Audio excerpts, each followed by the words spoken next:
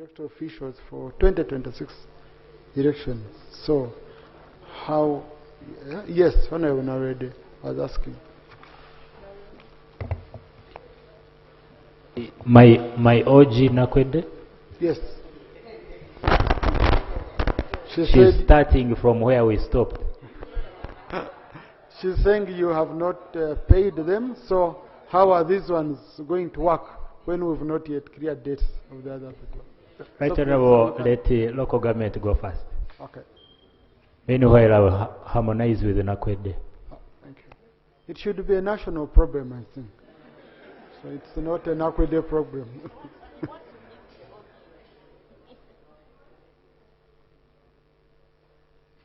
And let's just be quick. I have around 7 minutes maximum for this. Thank you, Right Honorable Speaker.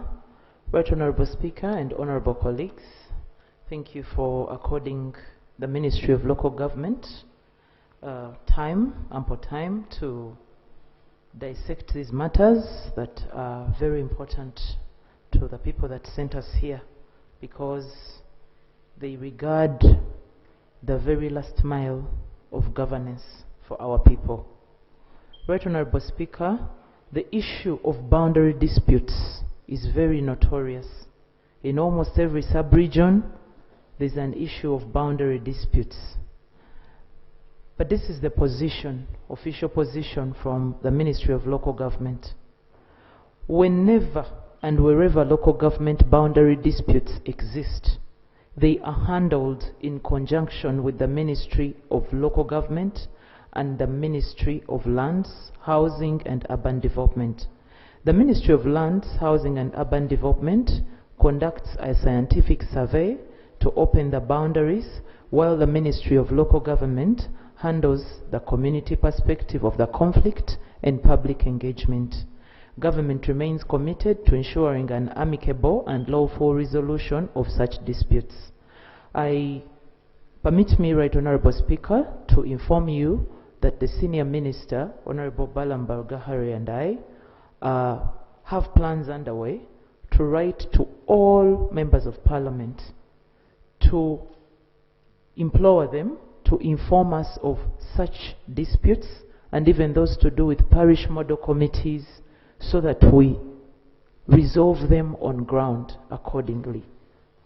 Because many of them have been ongoing for a while, and sometimes the previous administration keeps mentioning them, but the physical engagement on ground sometimes does not come to light. So, honorable members, you're going to hear from us officially. Some of them that had already communicated to us beforehand, before today's communication, the Senior Minister is out there on ground. Besides resolving issues of corruption, he's also engaging and embarking on those issues of boundary disputes. We actually have a meeting tomorrow for the Bugisu sub-region, tomorrow at 2 p.m. and part of the agenda are boundary disputes. Thank you, Right Honorable Speaker. On the issue of politicians intimidating candidates from other political parties that my good friend the Haji from Luwero talked about, that I would decry as well. Personally, as the State Minister for Local Government and Woman MP Masaka City, I have about 5 paid announcements on CBS myself. And my announcements are clearly telling people, go and vote for good citizens to be your LC1 chairpersons, no matter the political party. That's what my announcement is saying. Yet I'm a member of NRM and even a woman MP on NRM ticket. So if the State Minister for Local Government can encourage people to embrace good Ugandans, whether they are from other political parties, I don't think any other politician should be intimidating our people that as a must, hook or crook, they must vote members of a given political party.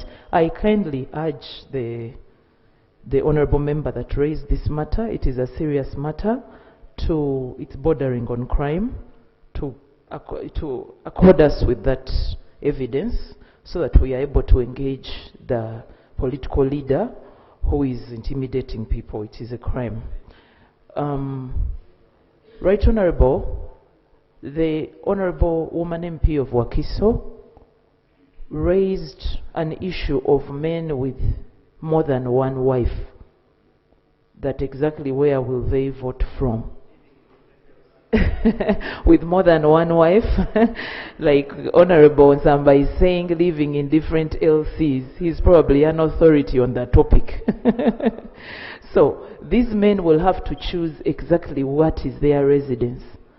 In law, the Attorney General could back that up, but I think in law we have what they call a principal holding. So the Haji will have to decide, okay, even if it's a Christian who has many women, wives, they will have to decide. The Minister for Foreign Affairs, the shadow minister, is saying the men should choose the younger wife.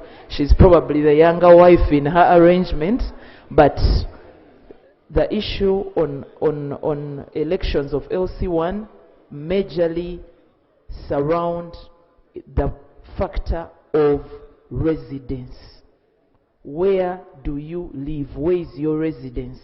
So if that husband chooses his principal holding or residence, he will have to be registered in that area.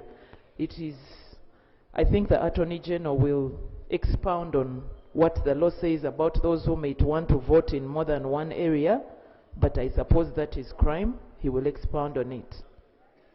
Right Honorable, we have a major issue that I even had Ugandans debate over the radio, but I welcome the members of parliament that have brought it to light in this house.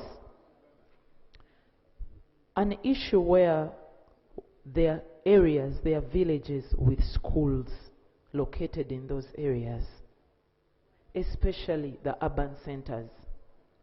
Now, we don't want a situation where a candidate is going to use the numerical strength of schools to unfairly outpower a genuine leader, an organic leader from the village.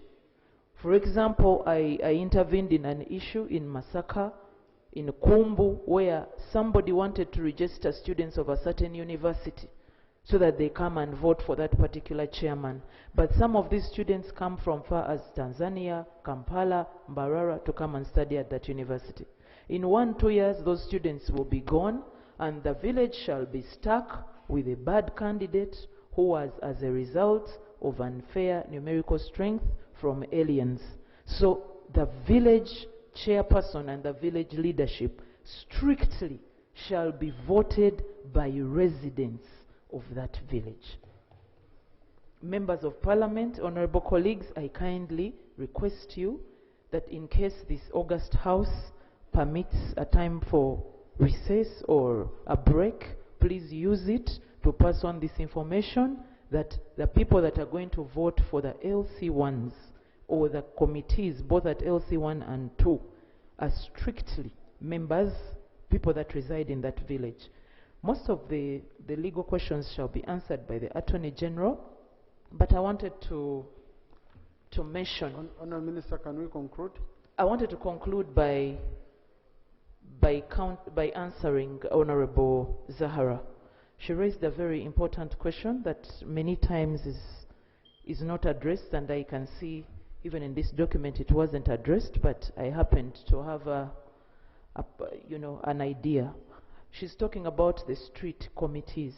Right Honourable, in the Local Government Act, sections starting from 50 to about 57 grant the councils, the village councils, power, delegated power to appoint given structures, small structures, depending on the role. Some of those structures are to help in sanitation, bulungi bwansi. Some of the structures are to help in security.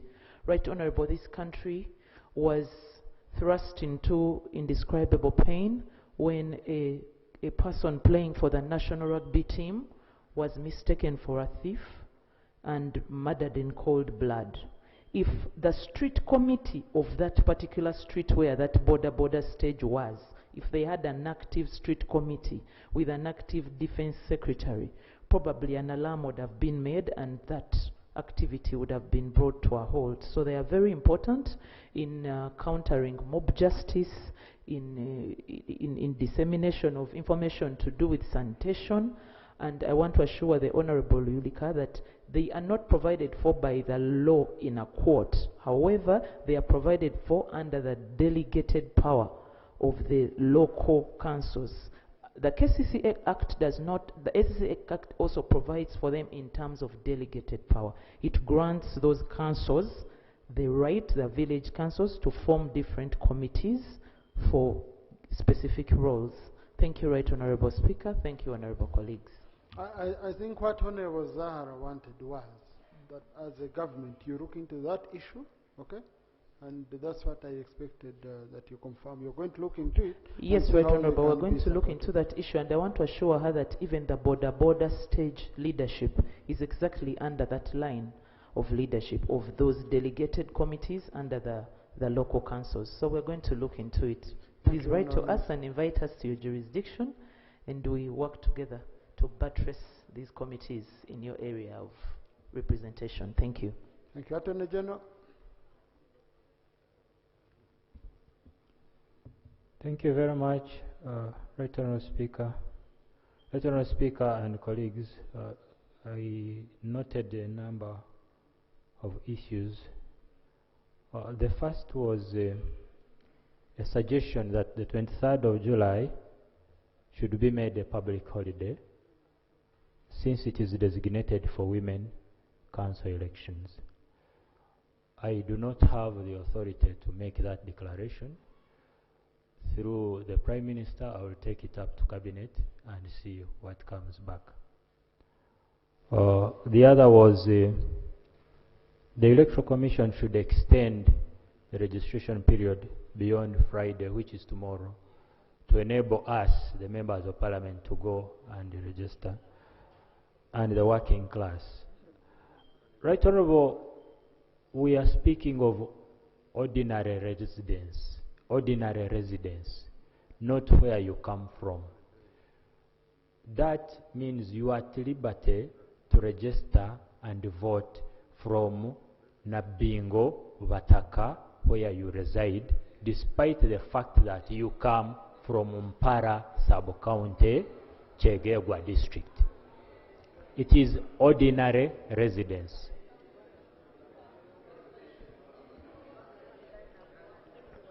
But Attorney General, we expected the members of Parliament to go and mobilize on top of, so is it possible to extend, or it might not be possible? Right Honourable Speaker, Right Honourable Speaker, extension would have financial implications. Secondly, maybe to combine this issue with the question someone asked earlier about civic education. The Electoral Commission has been running programs through radio stations in our areas. We believe the people are aware. And, Right Honourable Speaker, in all honesty, I do not think there's any member of Parliament who needs more than 24 hours to travel from here to his place.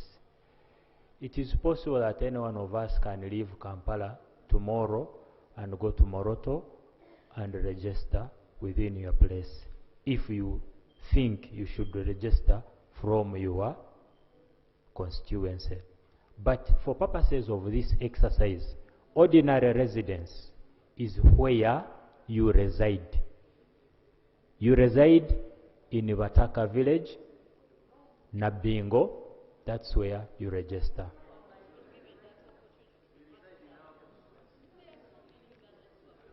But in all honesty... Honourable Attorney General, continue. Thank you, Right Honourable Speaker. My brother Ansamba, the other question was... No, Honourable colleagues, you see, you should remain in your position when you're asking for clarification. But when you when you're asking and then at the same time going for the microphone, you know. Honorable Zahara Ruyirika indicated that in Machindi Sabagabo, someone has hidden the voters register. It was my sister. We are going to follow that up. I'm glad you have brought it to our attention. Someone asked, will the Electoral Commission recruit new people for the voter exercise? I want to read the schedule, which I did not read earlier, just 4 paragraphs. Recruitment of sub-county and parish supervisors was done on the 25th of June, 2026. Recruitment of village election officials was done on between 22nd June and 1st July, 2026. Display of names of recruited village election officials at parish/ward level was done on 2nd July. And finally, training of village election officials at parish level was done on 3rd July. So that was done. The issue of students has been answered by my colleague. Students are not residents, so we do not expect them to vote from where they are. Will MPs be given public holiday? Right, Honorable Speaker? I believe we will be given either recess, depending on the administration of Parliament. That will be your decision. Will LOCs be given offices? Right, Honorable Speaker, that is not a matter I can respond to right now. It has financial implication, but I will take the concerns to Cabinet through the Prime Minister and the Chief Whip for discussion. You know, the good thing is that life is dynamic. Things change. We tend to see new things and want to adjust accordingly. So you have highlighted something new, and you should take it under consideration. The issue of street committees has been responded to. 2 parishes in Aru are not appearing, that they are not probably gazetted. We will take time and find out through the Electoral Commission. That was the Honorable Otto Bed. And if I understand correctly, that means I have died well. And then he's called I was born well. Okay. The EC does not recognize creation of new administrative units. Right, Honorable Speaker, new administrative units, that decision has to come from Cabinet.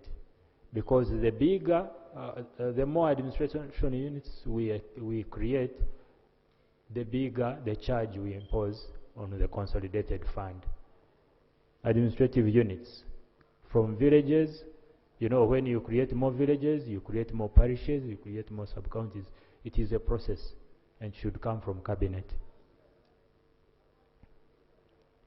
Has government done civil education, educating people? Yes, we've been educating people through the media, civic education.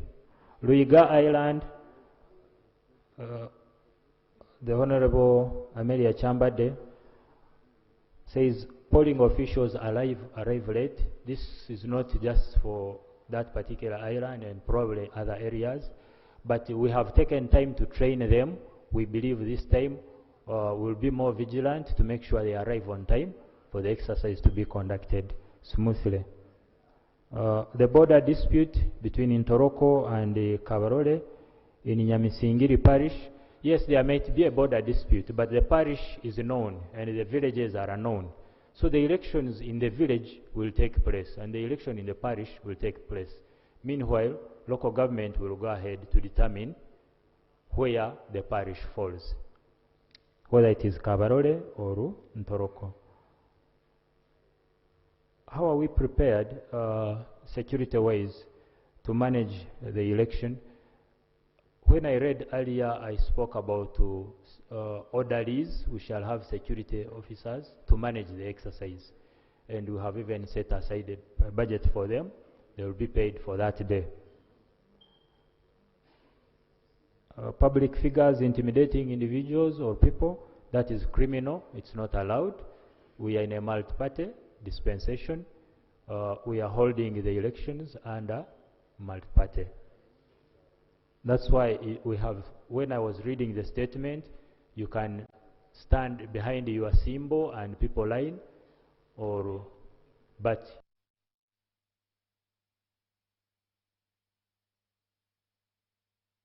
at least the parties will be represented. One with many wives, come on. Whether you have many wives or not, they're adults, they make their decisions, okay? The question is ordinary residence. I live in Nabingo, Bataka. I might have another wife.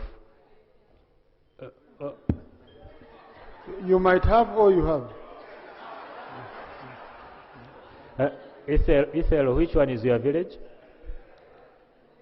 So I might have another wife. Okay, they will vote from where they reside, ordinarily. Attorney General, let's conclude. I'm sure you've done a great job. So.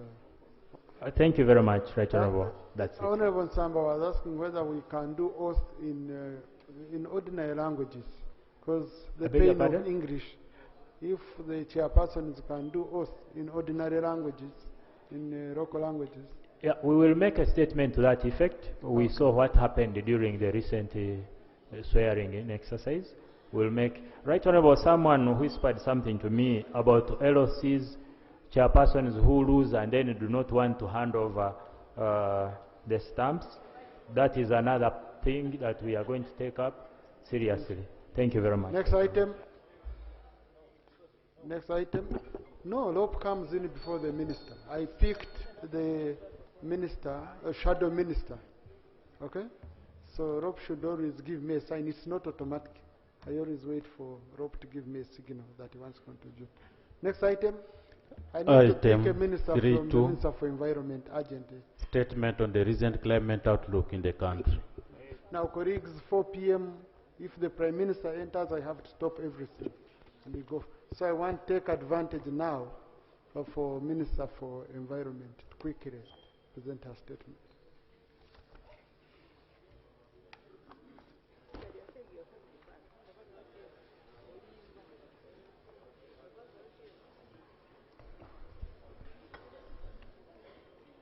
Thank you very much, Right Honorable Speaker, for this opportunity. Right Honorable Speaker, I'm making a statement on the effect of climate change and the status of the weather forecast on behalf of my senior minister, who is also still engaged. And Right Honorable Speaker, I have a big version which has been uploaded to the iPads of the honorable members of Parliament, but for the purpose of time, I have a summarized version that I'm going to present. The details, honorable colleagues, you go to your iPads and you get all those details. And on the onset, Right Honorable Speaker, I want to notify the honorable members that we are going to put the members of Parliament on our list, whereby you get daily update on the weather forecast. So, Right Honorable Speaker, this brief has been prepared to update you on the weather patterns expected in July 2026 across the country. My Ministry of Water and Environment, through the Department of Meteorological Services, produces weather and climate forecasts and information for different sectors, including aviation, marine transport, water resources management, agriculture, health, national defense and security, disaster preparedness, and other developmental activities to support the planning and decision-making for sustainable development. The forecasts are generated and disseminated at a different timescales, including 6 hours, 12 hours, 24 hours, that is confirming the daily reporting, 10 days, 30 days, which amounts to monthly reporting, 90 days, that is seasonal, and other tailored weather climate information depending on the user needs. For easy interpretation and update of seasonal forecasts, especially by the farmers, the forecasts are usually translated in 35 local languages depending on availability of funds at a time. Right Honorable Speaker and Honorable Members of Parliament, as you are aware, Uganda experiences 2 major rainfall seasons, namely March, April, May, and September, October, November, and December. However, northern and parts of eastern Uganda usually receive substantial rainfall during the months of June, July, August. The 2 major rainfall seasons are separated by 2 dry periods, namely December to February and June to August for the southern sector.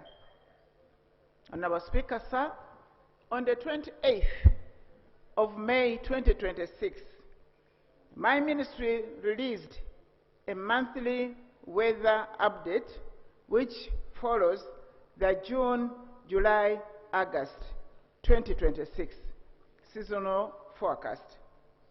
In June, July, August seasonal forecast, we indicated that there would be suppressed rainfalls during June, July, August seasons across the country, partly due to the developing El Niño condition, that is warming of the sea surface over equatorial, central and eastern Pacific Ocean.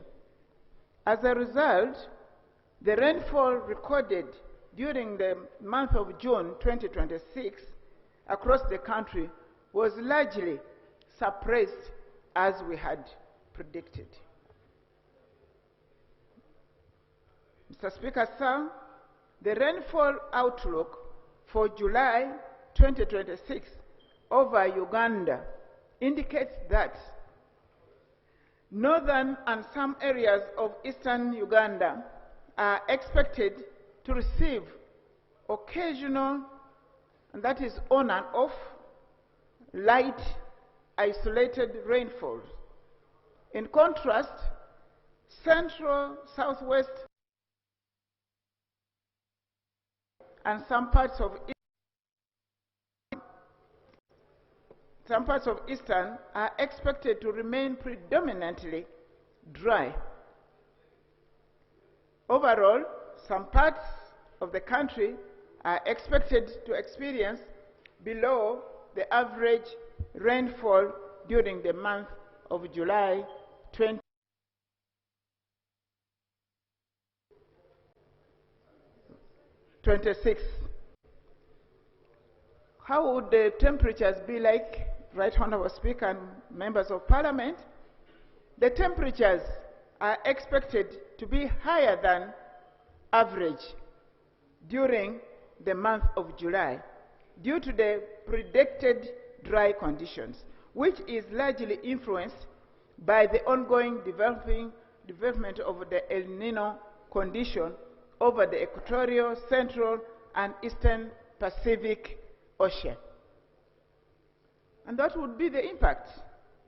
Right Honorable Speaker, the expected weather conditions in July 2026 are expected to result in several impacts, particularly on climate-sensitive sectors like agriculture and food security. Here, we are likely to have reduced crop yields, livestock stress, and chances of increased pests and diseases that thrive in warm and dry conditions. 2, water and environment will be affected. The expected impact include the water shortages, increased risks of wildfires, and loss of biodiversity. In health sector, the expected impacts will include heat-related illnesses, waterborne diseases, and poor nutrition as a result. The social impact is that food insecurity will be imminent, conflict over the limited available resources, and migrations will be visible. People moving from one place to another in search of water and food. And the overall economic impacts will include reduced household incomes, because the food prices will also go up. And we therefore, as the Minister of Water and Environment, advise as follows. Right Honorable Speaker, sir, in response to expected weather condition is that, 1, our communities are encouraged to practice water conservation strategies. Let's use our available water sparingly. Our people should promote efficient use of water for domestic and production purposes. The public are hereby educated on the heat safety which they need to take. We need to take shelters seriously because the heat will have a great effect. We are encouraged to use supplementary irrigation for those who are still lucky to have some water sources nearby. We are encouraged to use the available food sparingly or efficiently. Maybe we stock some if we still have granaries like northern Uganda, and that's if we have the food. We also encourage continued dissemination of the early warning information to our constituencies and all Ugandans. Right Honorable Speaker and Honorable Members of Parliament, the future outlook indicates that the dry and warm conditions are also expected to prevail in the month of August 2026. So as we shall have this one, we also the outlook is that we expect also dry season in August. In conclusion, Right Honorable Speaker, Honorable Members of Parliament, the dry and the warm conditions are expected to affect agriculture, water resources, public health, ecosystems, and the livelihoods of our people. Effective planning and adaptation measures need to be engaged now to reduce the impact. I encourage all of us to make good use of this forecast for planning and decision making. This information should be used to guide rain-fed economic activities, that is the planting season, to improve livelihoods, and economic welfare in our communities. It should also be considered alongside other weather updates regularly provided by the ministry through Department of Meteorological Services. And I'm happy, as I said, colleagues, that members of parliament, we have discussed with my team, you are all going to be put on the list and be updated daily.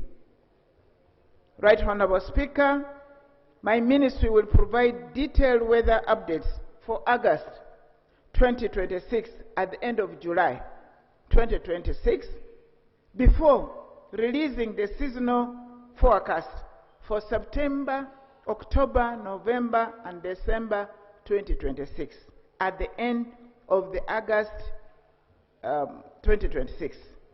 Finally, Mr. Speaker, sir, the ministry requests that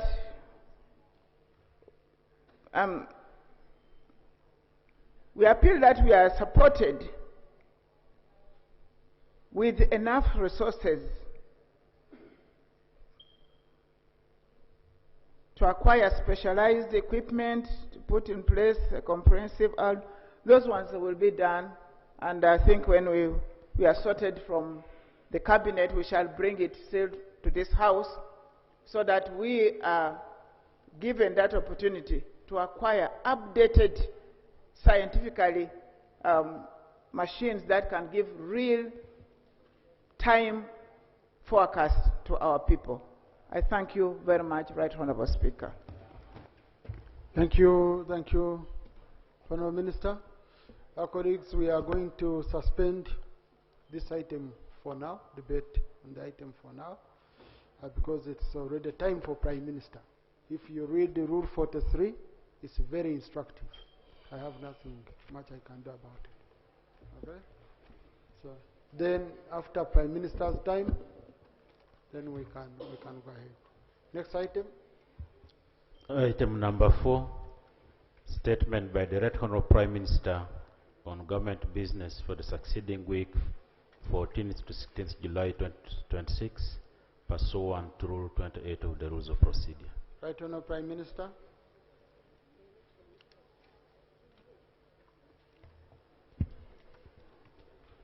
Right Honourable Speaker and members,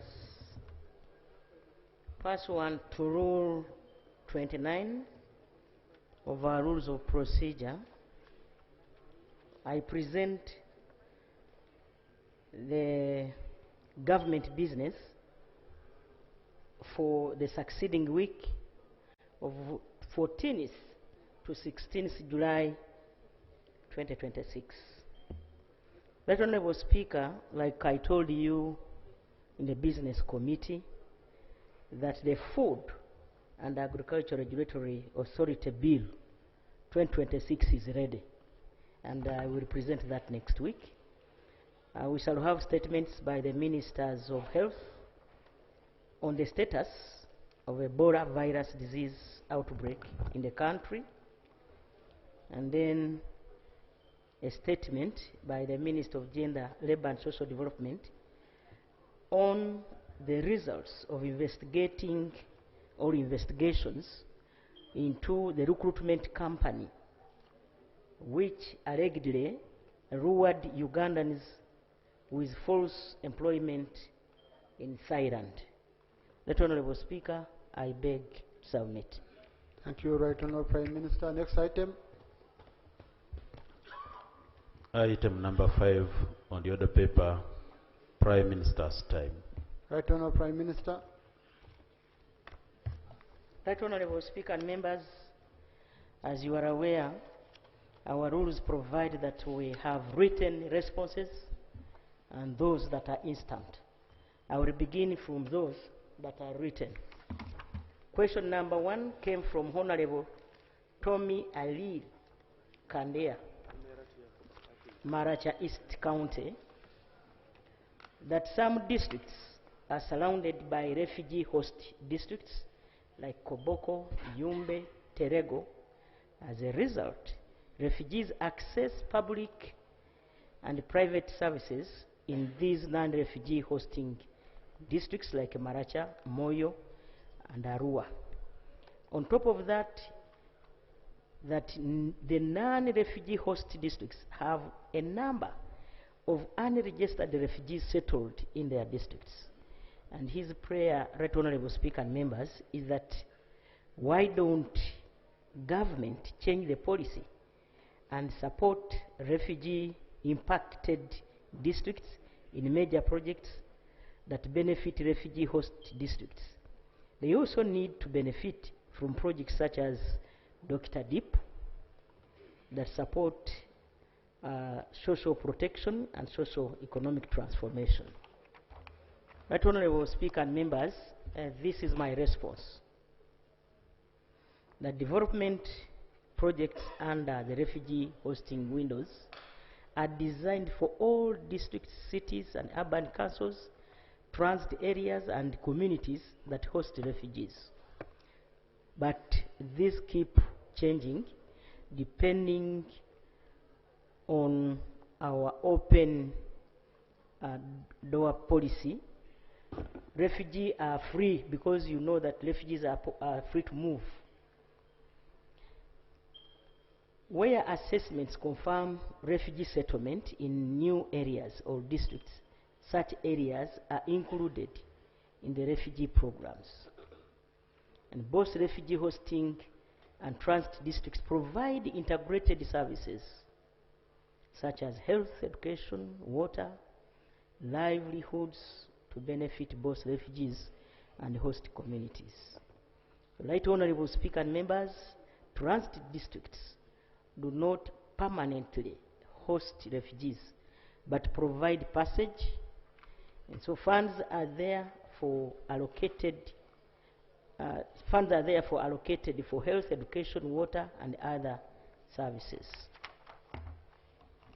And so, Right Honorable Speaker and members, Maracha district qualifies as a transit district and is eligible for support.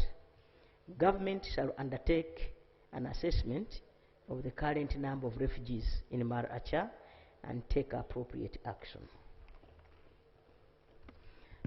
Question number 2 came from Honorable Dennis Namara. And he says, Right Honorable Prime Minister, the people of Muhoro Town Council, particular residents of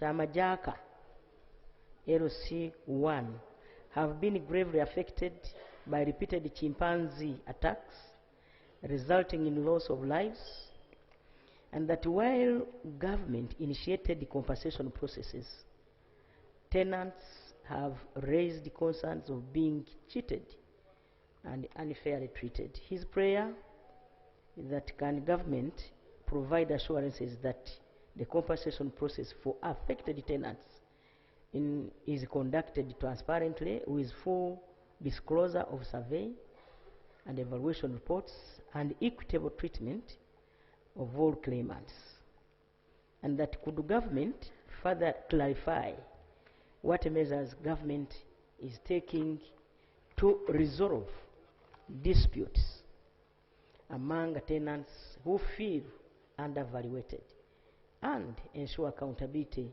in the compensation. As my response is that the compensation process for tenants on Muhoro land in Kagadi district was conducted without involvement of all tenant relevant government institutions. Let me repeat this. The compensation process for tenants on Muhoro Kagadi land was conducted with the involvement of all relevant government institutions to ensure transparency. Officials from the Department of Surveys and Mapping under the Ministry of Lands, Housing and Urban Development carried out a detailed survey. The chief government valuer conducted evaluations of all land and property interests. Those who accepted signed agreements and were duly compensated. For those who initially resisted. Teams revisited and conducted fresh assessments with additional reports released. Some still claim that the values were inadequate. The majority of tenants have received compensation and vacated. This demonstrates government's commitment to transparency, disclosure, revisiting disputes, and accountability through the chief government value. I got another third question from Honorable James Ongu Ta, MP Kwania North. He stated that, Right Honorable Prime Minister, full mechanized maintenance of the 47-kilometer unpaved national road from Nambieso sub-county to Aduku Town Council to Inomo Town Council, all in the Kwania district, and connecting to Teboke in Apache, was done more than 7 years ago. Now the road is in a very deplorable state. His prayers that will the roads be repaired? If so, what specific timelines and milestones is set by the relevant ministry for commencement and completion of works? Right Honorable Speaker and members, my response is that I'm confirming that the above mentioned road is a national road under the Ministry of Works and Transport, specifically under the Lira Station. The Ministry of Works and Transport has carried out the assessment and found the road to be in bad state. Maintenance has been programmed in Q1, this quarter of 2026-2027. Mobilization is currently ongoing and works will commence on Wednesday, 15th July 2026. The work will include 1. Grading the entire 47-kilometer stretch. Number 2, support graveling or maraming and drainage improvement works. Right Honorable Speaker, the question number 4 came from Honorable Kitty Peter, Torch County. On the issue of escalating shortage of primary school teachers, which he attributed to the implementation of the National Teacher Policy of 2019, the delayed operationalization of Uganda National Institute for Teacher Education, the phasing out of grade 3 and grade 5 teacher qualifications, the closure of some primary teachers' colleges, and the need to restore teacher training capacity, recruitment, development, welfare, retention. Right Honorable Speaker and Honorable Members, my response is as follows.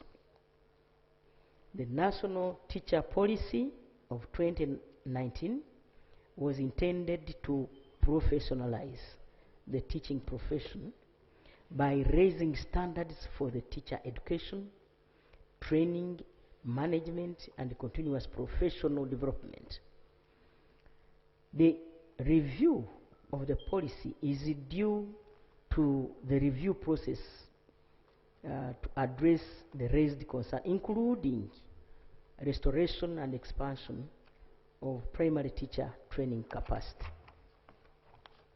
The Teachers Act 2026, which was assented to on 25th May 2026, on 21st May 2026, provides a legal basis for strengthening the regulation, professional development, and management of teachers. The Act also supports the restoration and expansion of teachers' training capacity. Implementation will be undertaken through the National Teachers Council, whose establishment process has commenced. Government wishes to clarify that UNET is operational. Right Honorable Speaker and members, government remains committed to ensuring an adequate, professionally trained and equitably deployed primary teaching workforce to support our human capital development. Right Honorable Speaker, I beg to move. Thank you. Thank you, Right Honourable Prime Minister. Honourable colleagues, I referred you to Rule 43 of our Rules of Procedures. Very important you read it. With this session we are going in. Now, this session maximum, you have 1 minute. And it's one question. Just please, be seated. Okay. Yeah. The modus operandi for this. Yeah. Yeah. So, maximum 1 minute. The Prime Minister, this is the only section where I limit the Prime Minister in terms of answers, because I would encourage you to write to her if you want structured answers. So, even the Prime Minister has 1 minute of answering the question. Now, I have members who came early and registered that they want to ask these questions as matters of national importance. And so, but don't mind. You see, the problem is we always want, I want to speak now, and you leave me here. we are going to remain here together. No rushing. If the Prime Minister is tired, the ministers are here. You can see, welcome Right Honourable Mumba. You can see the ministers are here and they are ready to answer the question. So I'll start with, you'll first forgive me, I first read from the list I have. Then I pick more from you, then I again read, because most of you, you're already here. Okay? So I'll start with Honourable Awanyi.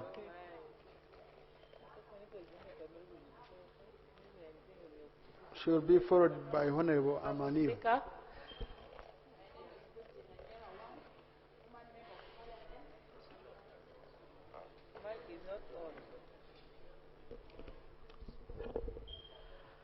I'm a woman member of Parliament, Noya District. I rise under Rule 56, the rule of Honourable procedure colleague, we are on of Rule Parliament. 43, Prime Minister's time. Just Okay. shoot the question right away. Okay. Honorable Speaker,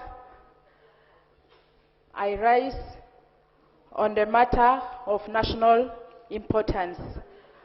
About the elephant, I come from Noya District, which is bordering Masishon National Park. Honorable Prime Minister, we have been having elephant terrorizing our place, our residents, our neighboring districts, and our road users. Just on the 26th, You see? No, so, Honourable, just switch on and conclude. Switch on and conclude. Ask what you want. Thank you, Honorable Speaker. My prayer, let me just wrap it very fast. You people forgive me, it is my first time in Parliament. My prayer is, number one, I would pray that the ministry in charge should expedite the electrical fencing around the park area.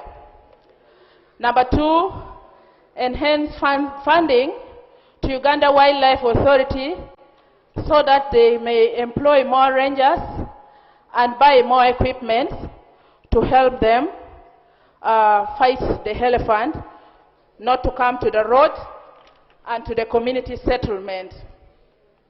Number three, to expedite compensation for the affected people. Thank you. Right Honourable Prime Minister. Right Honorable Speaker and members, Maxon Falls covers the districts of Noya, Pakwach, Chiriandongo, Bulisa. And so far, 100 kilometers of electric fencing, more than 100 kilometers has already been done. And the work is still ongoing. And the two, on compensation, honorable members, especially those who live in areas where we have wildlife, once somebody has been affected by either elephants or anything, you need to report to police. Once you report to police, it is easy for investigations to begin. And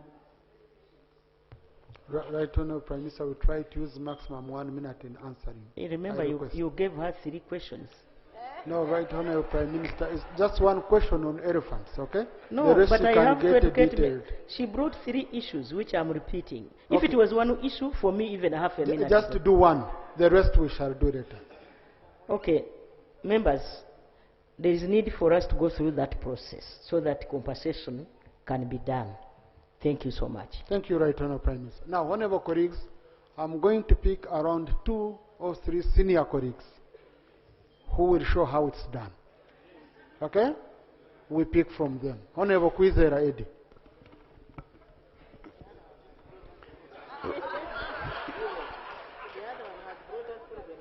Right Honourable, thank you very much. We have a functional national body, which is NIRA. For some time, they are not processing in 40% of the districts. I would like the Prime Minister to tell us when they will be fully functional in the whole country. I thank you. Right Honourable Prime Minister. That was not more than 30 seconds.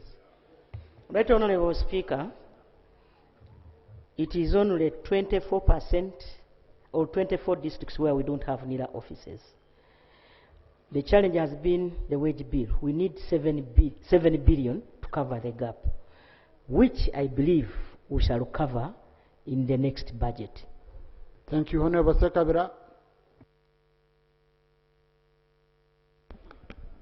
Thank you very much, Right Honourable Speaker. Right Honourable Speaker, DOT Services was contracted to construct Luero, Chiwoko, Butalang Road at a cost of 93 billion, but to date, the road is not completed. To make matters worse, a section of the road that is between Chiwoko roundabout and the Don fuel station is carved off. The soil was excavated and the dust is too much. So we want to know when will this road be completed and also what intervention plans can be implemented by DOT to make sure that the dust is at least controlled. Thank you. Right Honourable Prime Minister. Right Honourable Speaker and members, I travelled on that road 3 weeks ago. Yes, and I found out that almost 69% is now covered. So the road from Chiwoko up to Butarangu is the section that is still remaining, but the contractor is on site. The challenge was money, which money has been given to the contractor. I believe he will complete the work in the near future. Mr. Kavasa, Honourable Kavasa.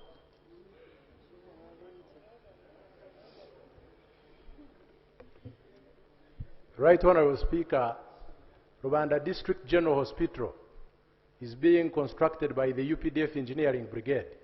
Rwanda District Local Government signed a memorandum of understanding with the Ministry of Defense, and payment was made in full.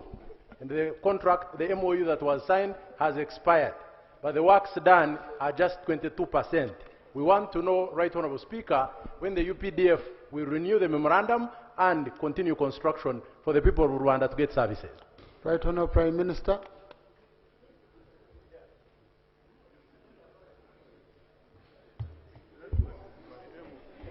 Right Honourable Speaker and members, the fact is, when we started with UPDF Engineers Brigade, there were a few challenges here and there. They preferred to start with AFCON because AFCON had time limits, and they withdrew most of the workers to make sure that the stadiums are complete in time, because as you are aware, we are hosting AFCON next year. By December, all these other, I also have a health center 4 where they withdraw staff. That is Kisita Health Center 4 that is being upgraded. But I'm aware they will go back and complete the civil works in those districts. Thank you, Honorable Manio. Thank you, Right Honorable Speaker, for the consideration. My matter is concerning the disruption of Nation Media Group, which was raided by armed forces on 28th June. And up to now, we have not had a statement from the government about the raid and when they are planning to, to address the issue. We have thousands of people employed by that media house. Instead of rendering them unemployed, and we're saying it's... Right Honourable Prime Minister.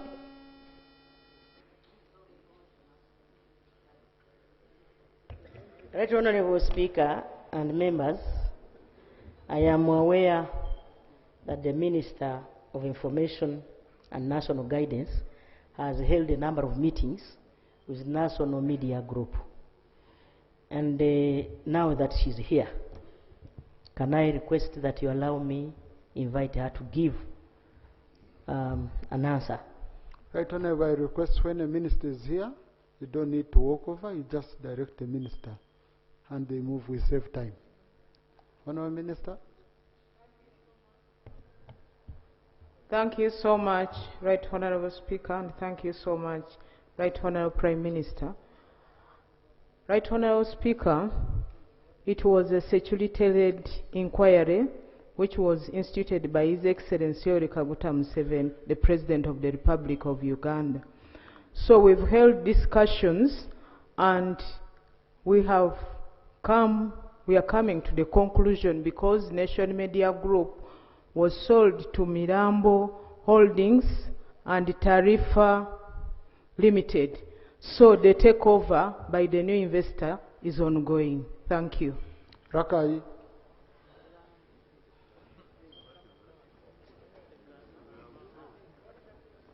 Colleagues, be near your microphones. I don't want to lose time.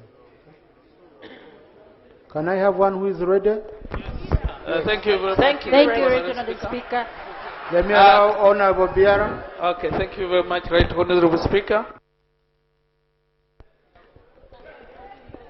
My question to the Prime Minister is that for the people who have been resettled in the Bulambuli constituency, Right Honourable Speaker, these people have been promised to be compensated for the last 2 years, and they were shifted to Kweni district without proper accommodation and no clear demarcation of the land that has been promised to be given. But what I am hearing is that there are about 57 billion shillings that was allocated for compensation. Instead of looking for land which has even encumbrances and other difficulties, why can't you give this money directly to people to look for land and other basic needs? Thank you very much. Right Honourable Prime Minister.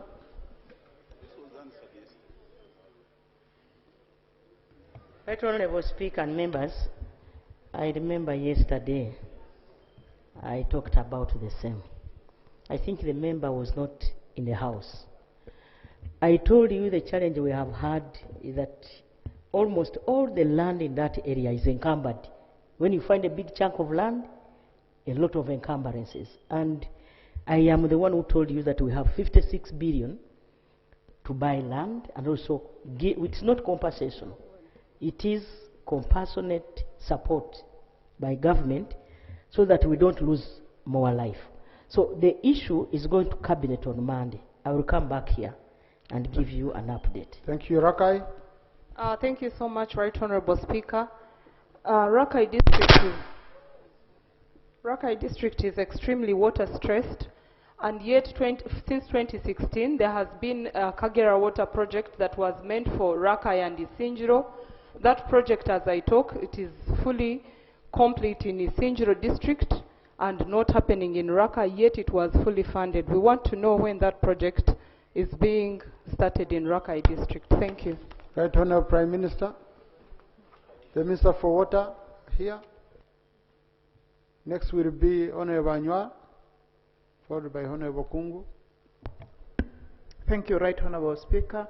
I'm aware of the project the Honorable Member from Raka is alluding, and indeed we have been doing a bit of securing, but the project is on schedule. Thank you. Honorable Anywa.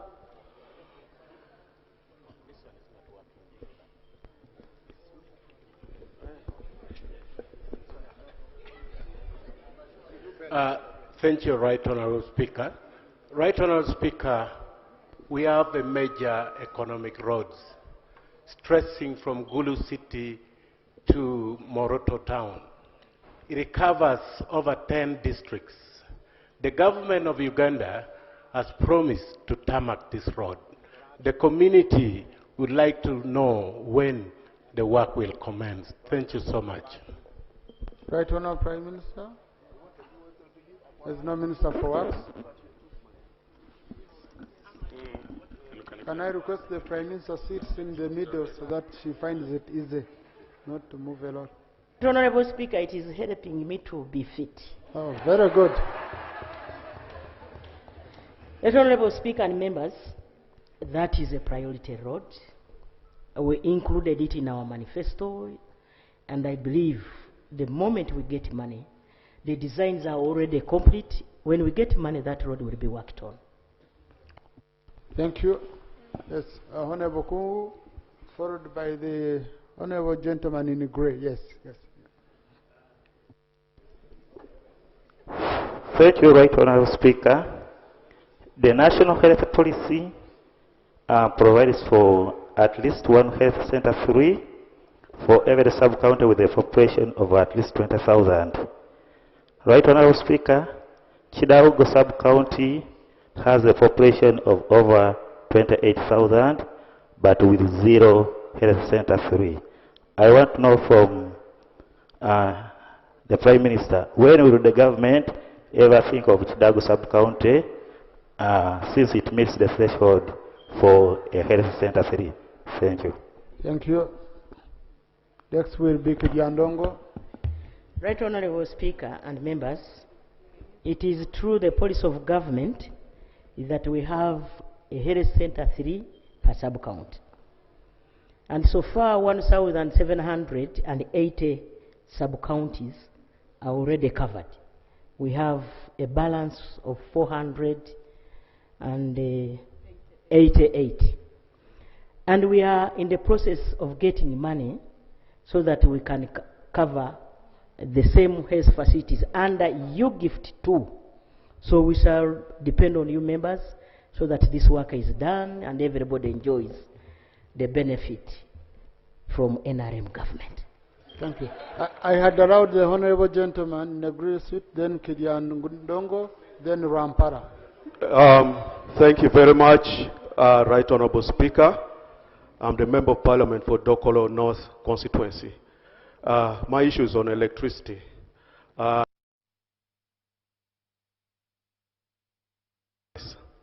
Less than 30% of the constituency has benefited from the rural electrification program.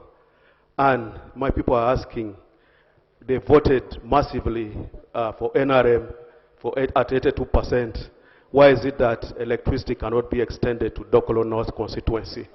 At the moment, Right Honorable Speaker, education is very poor. Honorable Rule 43 requires you to raise only one issue. Right Honorable Prime Minister? Kindly read the Rule 43 to make it very easy for this. Right Honorable Speaker and Honorable members, the government of Uganda is committed to make sure that we take electricity up to the parish in this Kisanja.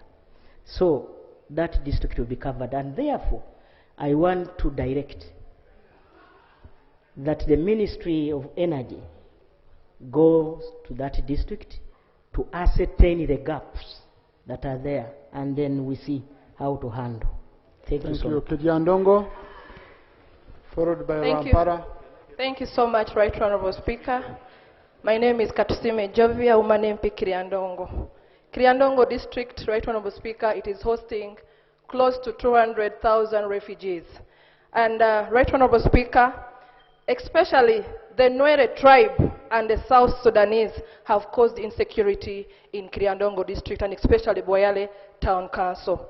Right Honorable Speaker, I want to report that 50 cases have been reported to police by the Office of the Prime Minister. And this year, May, over 10 people were killed. Right Honorable Speaker, my prayer is the government to provide Kiriandongo District and especially Boyale Town Council a army detach to... Right Honorable Prime Minister, will you be able to give Boyale an army detach? You have the power. Right Honorable Speaker and members, security is paramount for every Ugandan. And therefore, I will conduct a meeting with the Ministry of Defense and Ministry of Internal Affairs to ascertain the threat and then whether it needs a police post or it needs a detach. That will depend on how we see the situation. Rampara, followed by the Thank you. Honorable Lady. Thank you, Right Honorable Speaker. Mine it is very simple to Prime Minister. In my district, at the beginning of this year, we got a disaster which destroyed the schools, properties of the people, crops, and homestead. Now, the district wrote to the Minister of Disaster and Preparedness on 12th of Feb. Now it is taking almost 8 months. People, they have not got any response. I wanted to know it takes how long the Minister of Disaster and Preparedness to rescue the people. Thank you. Thank you, Right Honorable Prime Minister. You shouldn't ask how long it takes. You should ask that the Prime Minister delivers on what you need. Right Honorable Speaker and members, it is true we got reports that the district of Rwampara got a problem. But we got this through Parliament here. The district delayed to send a request through the necessary departments, up to the PS, from the COW, who is the chairperson of the disaster committee in the district. We received this letter around April. And you are aware that that was almost a transit period. But now we are back in office, we are going to handle that issue. Thank you. Now, honorable colleagues, I'll be sorry, because of how we are moving quick, I might not get your names quickly, so in the interest. So I have my, oh yes, I had allowed the honorable lady, then my brother who represents MPs with disabilities. Thank you very much, Right Honorable Speaker, and congratulations. My name is Eunice Namatende, the woman representative, Bujiri District.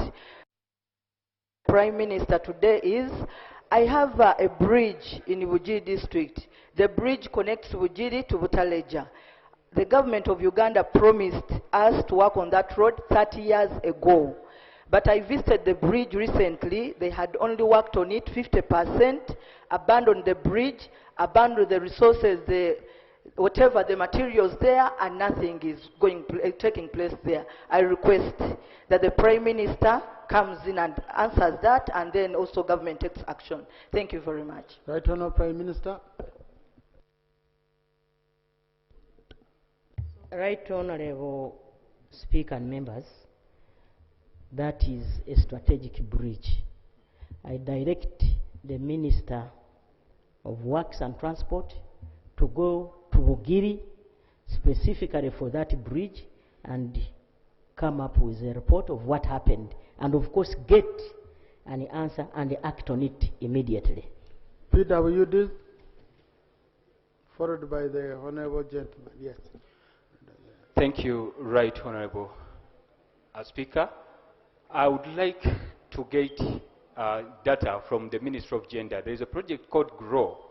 My concern is women with disabilities have never benefited from that project. Can we, Right Honorable, get data from the Ministry of Gender through the Prime Minister? Right Honorable Prime Minister, the Minister for Gender, Honorable Jacqueline Mbabazi.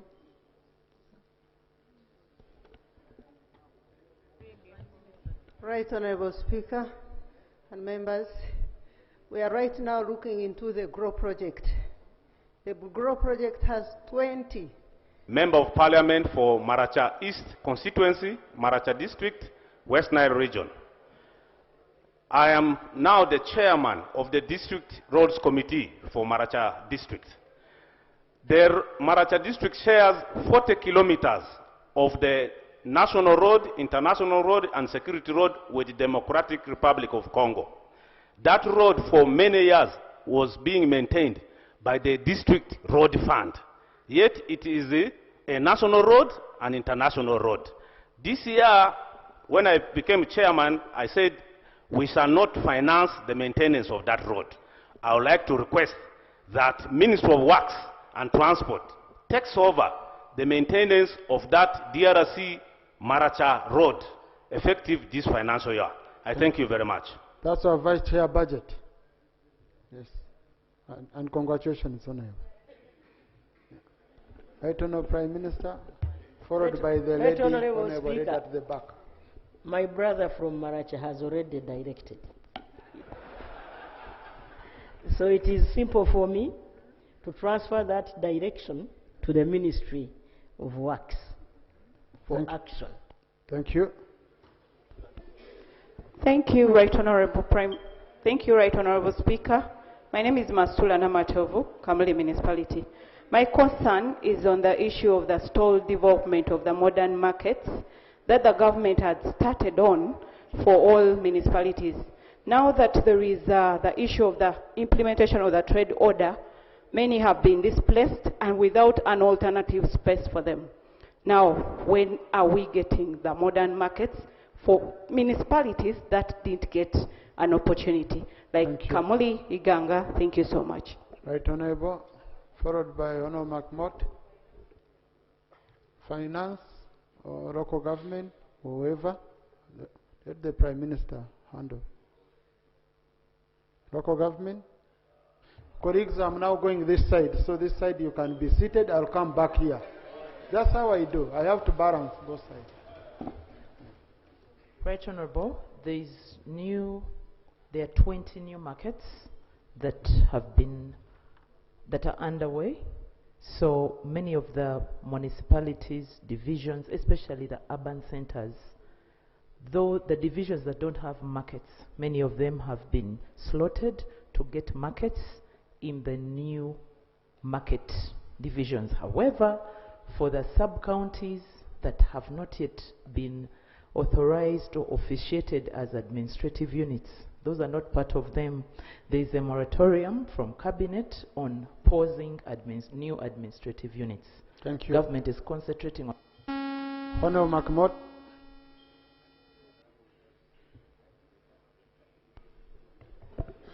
Right Honorable,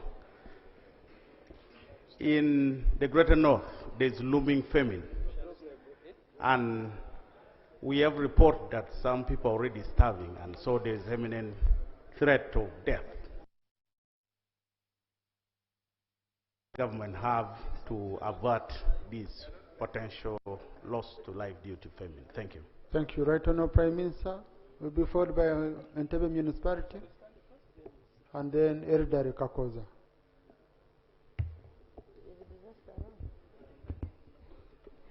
Right Honorable Speaker and members, like I told you when we were in the business committee, that we already have a problem of famine in Karamoja, because for them, since April, they have not seen a drop of water or rain. So we are currently handling Karamoja and the neighboring districts. We have already prepared a cabinet paper which is on agenda on Monday. But now that I've got this information, I will also inform Cabinet that the problem is bigger. Thank you. But however, in our assessment, we are saying Ministry of Agriculture and Local Government, we are going to have a meeting where we can see how the country with quick maturing seeds. Thank you. On Ente Municipality, followed by Honorable Kakoza. Right Honorable Speaker, my name is Shaka Stephen, MP Ente Municipality. Our children are dropping out after primary 7 in Chigungu Ward. We don't have a nearby government secondary school. The students have to walk over 12 kilometers. The other thing we're also seeing, the fishermen in Chigungu, Bugonga, Guda, and Chiwogo are having a challenge with the 12 million or 8 million shilling boat or gears, the engines and proper nets. I would recommend that government consider a special support window for fishing communities, just like PDM and Myoga. Thank you very much. Right Honourable Prime Minister.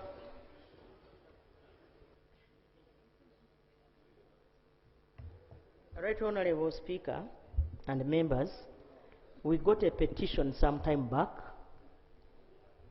and the Ministry of Education is mapping and coming up with an idea of getting land in Entebbe municipality where we shall put the school. That area and Kawempe in Kampala. Kawempe, they don't have a school. There is Madina here. I don't know where she is. Honorable Madina brought a petition to the President, and the President directed already that we identify land where we can put a school. Those people of Kawempe, they don't have a school. They travel almost 14 kilometers in Kampala. Now, because they did not have a member of parliament who approaches us, now that Madina is here, we are going to handle. Honorable, yes, Honorable Kakoza.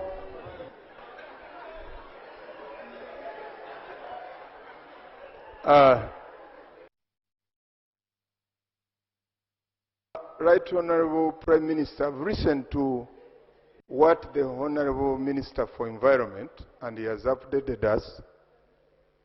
But my question is, the climate change is affecting all the cattle corridors. And where we are in a terrible situation. Is there any immediate measure that can help the cattle corridor people, the water-stressed area all over the country? Because in the next season, you might not find people in those areas.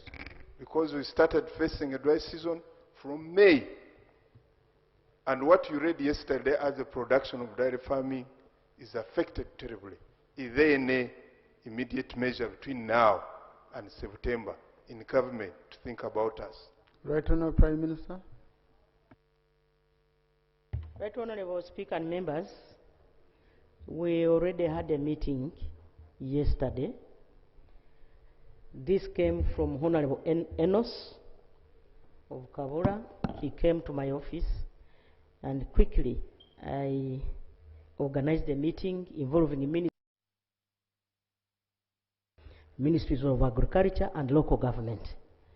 And we are going to have another meeting on Tuesday. The few water boozers in the country provided so that some little support in terms of fuel. So for us, we are going to provide a few water boozers that are in those two ministries for you to survive during this period. Thank you. That Honourable Speaker, I did not answer the question of fisheries. I remembered when I was sitting there. Now, the President came up with an idea of supporting our people, the fishers, because for them, a boat is quite expensive than even PDM. And we are currently organizing them in circles in groups so that government can give them support to buy a boat, and this will help us to also buy the right fishing gears. Thank you. The honorable gentleman at the back is being covered. No, at the back, those seated behind. Yes. No. The next one. Yeah, sure. Thank you. Wait. No. I see that honorable Kori. Thank you so much, Right Honorable Speaker. By name, I'm Haji Wandera Sadala, representing people of Bugweri. Before I came to Parliament, there is a drainage system, a trench that was put by Ministry of Works in Idudi Town Council. And Idudi Town Council is on the highway going to Busia at the border. That road is so busy, we get accidents almost on a weekly basis. I talked to the ministry before I came here. Actually, it was UNRWA by that time. But they kept on promising that they will put it in the budget, which they have not done. You see the problem of giving stories? Here we shoot directly. Please ask your question now that you're here. Now that I'm here, I want to ask the Prime Minister, Right Honorable Prime Minister, to ensure that something is done so that we avoid the death of our people on this road. Thank you so much. Thank you, Honorable. Right Honorable Speaker and members, I will request the member to put that in writing to help me use that to direct the ministry to go and put that right. Idudi is a very busy trading center. Thank you. Not at this time. Kind of first spare me. The Honorable colleague, there is a lady on the front bench, the first lady on the front bench. Yes. And then Makindye Sabagaba. Thank you so much, Right Honorable Speaker.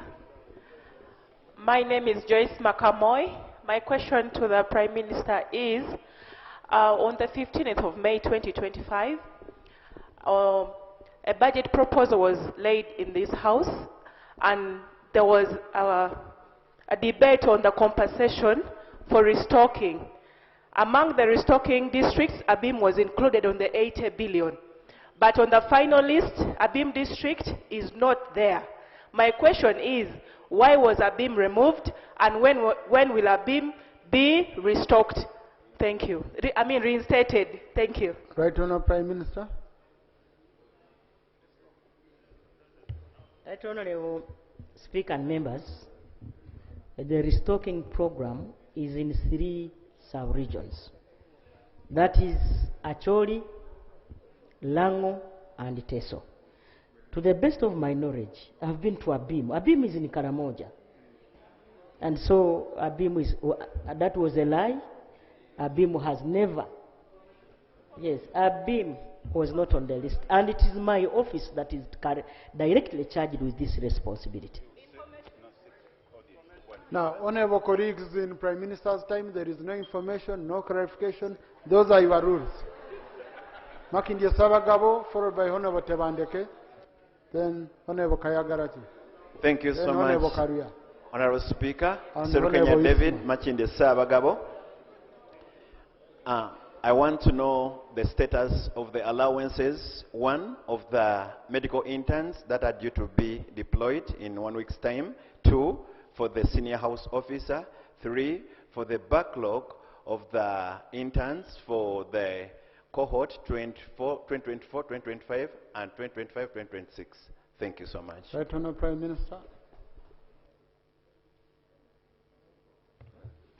Members, you are aware this question has been recurringly coming in this House. And we have prepared a cabinet paper which will be discussed on Monday, and we shall come back here and report. Thank you. Honorable Tebandeke.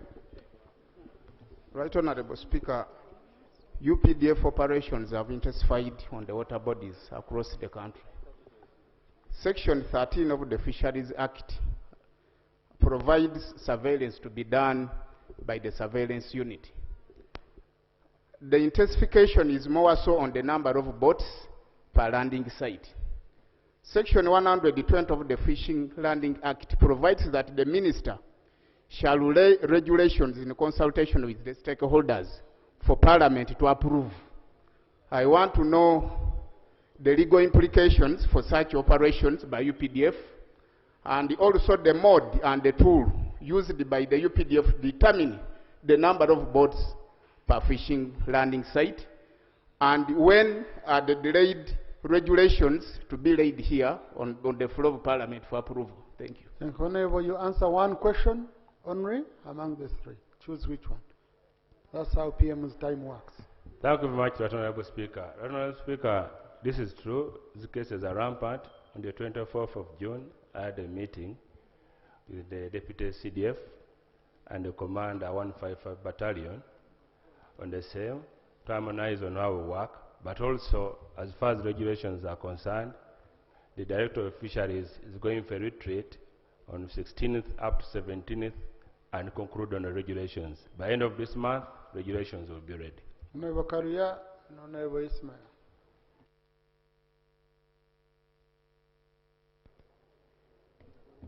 Thank you very much, Right Honorable Speaker, and for the benefit of my colleagues, my name is Andrew Kizakaluya, Member of Parliament, Chigulu South. Right Honorable Speaker, there seems to be a new strain of malaria that is affecting largely children below the age of 15.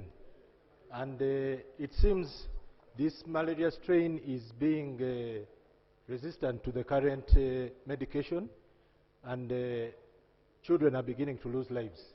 Right Honorable Speaker, through the Ministry, through the Prime Minister's office, I would request that the Ministry of Health comes up with clear sensitization information that we can use as a community to understand exactly what is going on, and also give us measures on how we are going to deal with this problem. Thank you very much.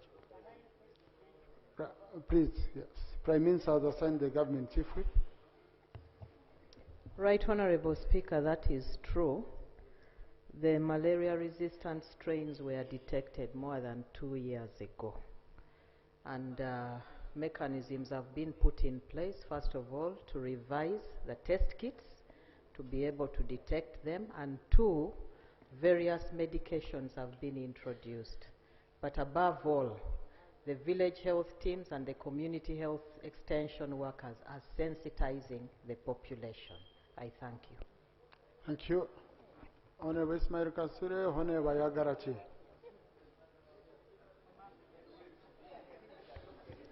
Thank you very much, Right Honorable Speaker. For record, I'm Ismail Kasule, the whip of the Alliance for National Transformation. Right Honorable Speaker, I understand there are different projects going on that are not football related, but are to supplement the AFCON 2027 that Uganda is going to host together with the other countries, Kenya and Tanzania. Right Honorable Speaker, my attention is drawn to the infrastructure projects like roads, hospital and hotels, especially in areas where the tournament will take place, like Hoima, Masindi, Lira and Kampala. I wish the Prime Minister to inform us on the progress of the projects that are not football related but are crucial for the tournament, for the AFCON to take place. Thank you very much. Right Honourable Prime Minister. Right Honourable Speaker and members, let me start with hotels. You are aware that we are supposed to upgrade our hotels to meet the international standards. 101 billion Uganda shillings was put in place through ADB, and we are encouraging UDB. We are encouraging our hotel owners to take that window so that they can upgrade their hotels, especially in areas of Hoima and some parts of Lira. Now, two, the upgrade of health facilities. Government is upgrading the health facility of Buseruka to a health center 4, which is almost at the level of a hospital, so that those who are traveling from Kabalega International Airport, in case of anything. Then 2, we are upgrading Hoima Referral Hospital to meet international standards. We are also upgrading Masindi Hospital because we shall have the training ground in Masindi. We are also upgrading the training ground of Masindi. We are also upgrading another facility in Hoima City. In Ilira, we are almost 80%. We have Nambole, which is almost at 30%. And we hope by the end of December, everything will be in place. Honorable Speaker, Uganda is committed under the wise leadership of Yoweri Kaguta Museveni to host the AFCON in 2027. Right, Honorable Prime Minister, if you find it helpful, you can bring a statement to update the nation on the floor. Honorable Yagarachi. Direct Honorable Minister of Education and Sports to come here with a statement to update the House. Thank you. Honorable Yagaraji, followed by Honorable Chikafunda. I am Ayagarachi Jamal, representing the people of Bukoli County, North in Bugiri District. Right Honorable Speaker, for the past 3 weeks, Bugiri Main Hospital has had no essential medicine, forcing many patients to buy medicine from the private pharmacies. Right Honorable Speaker, my question to the Prime Minister, given the urgency of the matter, how soon can you cause the NMS to deliver medicine to the Bugiri Main Hospital so that our people get saved, their lives get saved? Because, Right Honorable Speaker, when it comes to issues of health, this government must know. We don't need explanation, we need action. Right Honorable Prime Minister.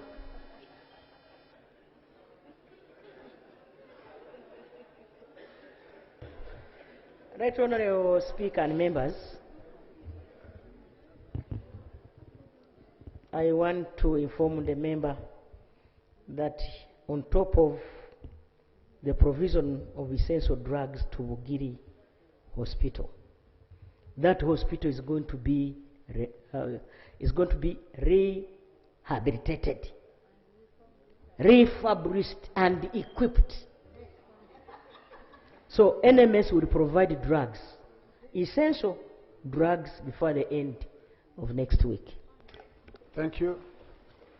Thank you, Right Honorable Speaker. I'm called Nisima Evelyn, the woman member of Parliament of Rwanda District.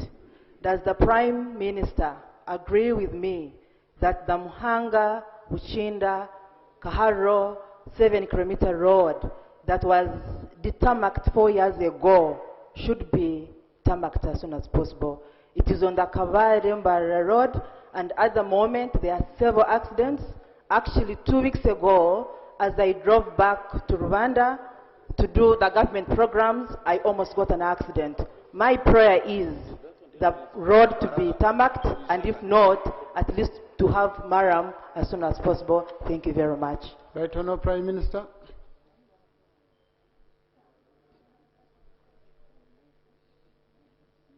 Would be followed by the Honorable lady from Karamoja.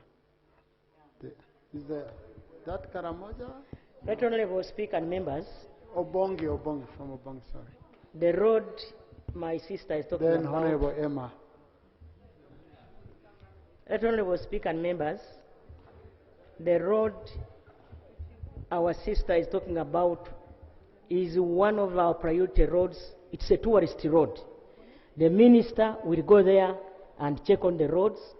And also, there is also another one that was talked about yesterday.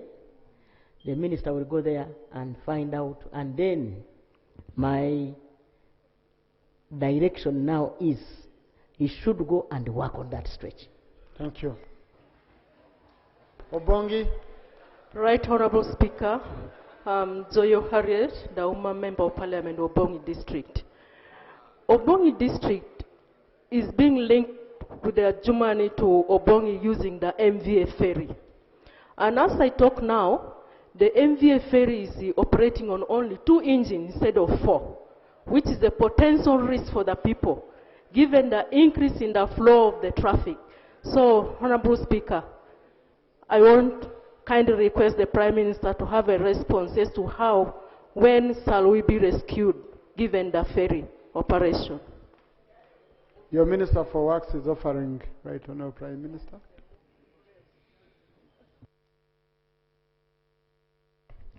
Right Honorable Speaker, my name is Siraj Ali. I'm the Minister of State for Works. The Laropi ferry is currently undergoing maintenance. That is why we are getting these delays, but it will be resolved in about 3 weeks' time. The ministry feels that the safety of the people comes first, so they are making sure that the ferry is well maintained before it can be operationalized. Thank you, Honorable Emma.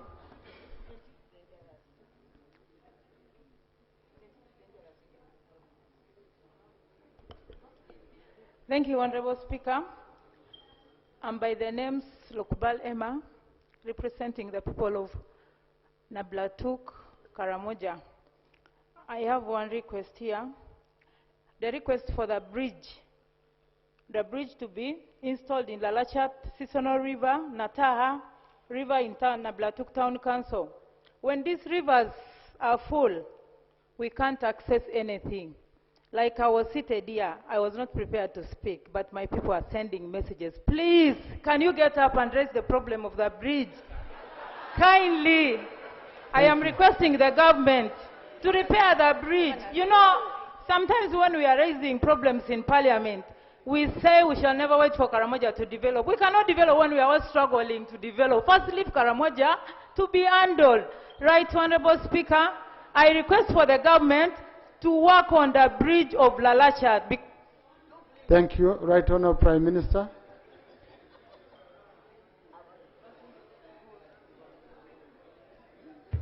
Right Honorable Speaker and members, the Honorable from Nabiratuk, what I want you to ascertain whether that bridge is on the Ministry of Works road, whether it is on access road, or whether it is on the district road. From there, we shall take the next course of action. Right Honorable Prime Minister, I will request the member to write, okay, so that it's much easier for you. Yes, Honorable, then followed by Shema. Thank you, Right Honorable Speaker, for giving me this opportunity. I am Opio Dennis Geoffrey, the Member of Parliament for Noya County. Right Honorable Speaker, on the 16th of June 2026, we woke up with a sad news on the demise of 2 young citizens, the late Okot Dennis, aged 40 years, and the late Robinson Achire, aged 48. They were killed by Uganda Wildlife Rangers from Masishon Falls National Park. Right Honorable Speaker, this is just one of the so many unreported cases of extrajudicial killings by wildlife rangers. My prayer. See, Honorable colleagues, you've been here listening. I request you, just go to the question. That long introduction is not helpful. Much obliged, Right Honorable Speaker. My question to the Right Honorable Speaker, Right Honorable Prime Minister, is that a statement be presented to this Parliament. Honorable, that's for me to decide, not the Prime Minister, okay? Prime Minister has understood your point. Right Honorable Prime Minister, you need to look into issues of alleged killings, extrajudicial killings by wildlife rangers. Right Honorable Speaker and members, these questions have been here for long. That's why we came up with the standard operating procedures. Once somebody is attacked either by wildlife or they have been arrested poaching, because some of your people go poaching. Now, once they are there, they are arrested, taken to police. So I request that members going forward, we report these matters to police, and then compensation will be done. Thank you so much. Shema, followed by Honorable Namtawe Joan. Thank you, Right Honorable Speaker. And mine is on food security. Right Honorable Prime Minister. Shema and maybe other districts that do plant matoke. We are currently experiencing severe drought, and our bananas are ripening at an abnormal, time. And I do request, I have had a honorable member from North saying that they are suffering from famine. Can we have alternative markets? Can we have how to keep our food safe? The fridges, so that our matokes in time of such a glut like this, we would have them stored or given to those markets or areas where they are suffering from famine. Kindly, Right Honorable Speaker, Shema, and so many other districts are suffering the same. Right Honorable Prime Minister.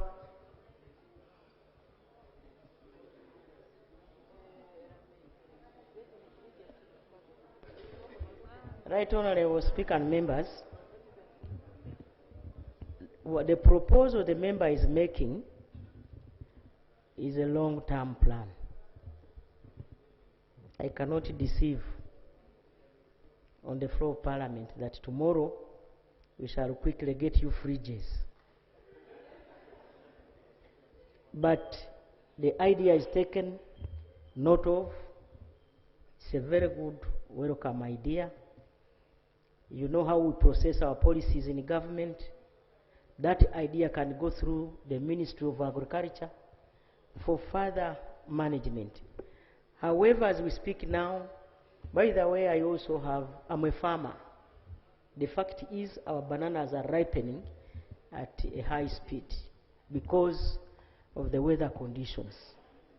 Currently, I know in those areas where we grow bananas, people are using the bananas to feed their cows now. And so I want to suggest that the business community in the country can take advantage of the bumper harvest in Western Uganda and take this matoke to those areas that are currently not having food. Thank you. Honorable Namtawe Joan, followed by Honorable Gilbert Oranya, and then this honorable gentleman, the one in a black suit. Yeah. Thank you, Right Honorable Speaker. Right Honorable Prime Minister, there is an outcome from Ugandans buying new cars. Right Honorable Prime Minister, one to secure a digital number plate, it takes 1 month and beyond. Right Honorable Prime Minister, can we know the cause of this problem? Thank you, Right Honorable Speaker. Minister for Works, the Prime Minister, Right Honorable Prime Minister helped me, the Minister didn't get it well. How can we have a quick processing of digital number, please, Honorable Minister? Thank you, Honorable Speaker. My senior minister was here and he indicated that the backlog would be cleared in a period of 2 weeks, and we stand by that position. Thank you. Honorable Gilbert Oranya. Thank you, Right Honorable Speaker. No, just a clarification. Honorable, sir, you have just come and sat near me so that I can pick you. That's not how I pick colleagues here. So just settle we shall see what to do for you. Honorable Gilbert Oranya. Thank you, Right Honorable Speaker. Right Honorable Prime Minister, we have our gallant sons and daughters who work diligently in Somalia. Others are brought back. Unfortunately, others were killed. I would like to know the government plan in paying the arrears of those ones who were not paid from Somalia up to now. And for those ones who were killed, I would like to know the government plan on the compensation of those families. I beg to move. Right Honorable Prime Minister.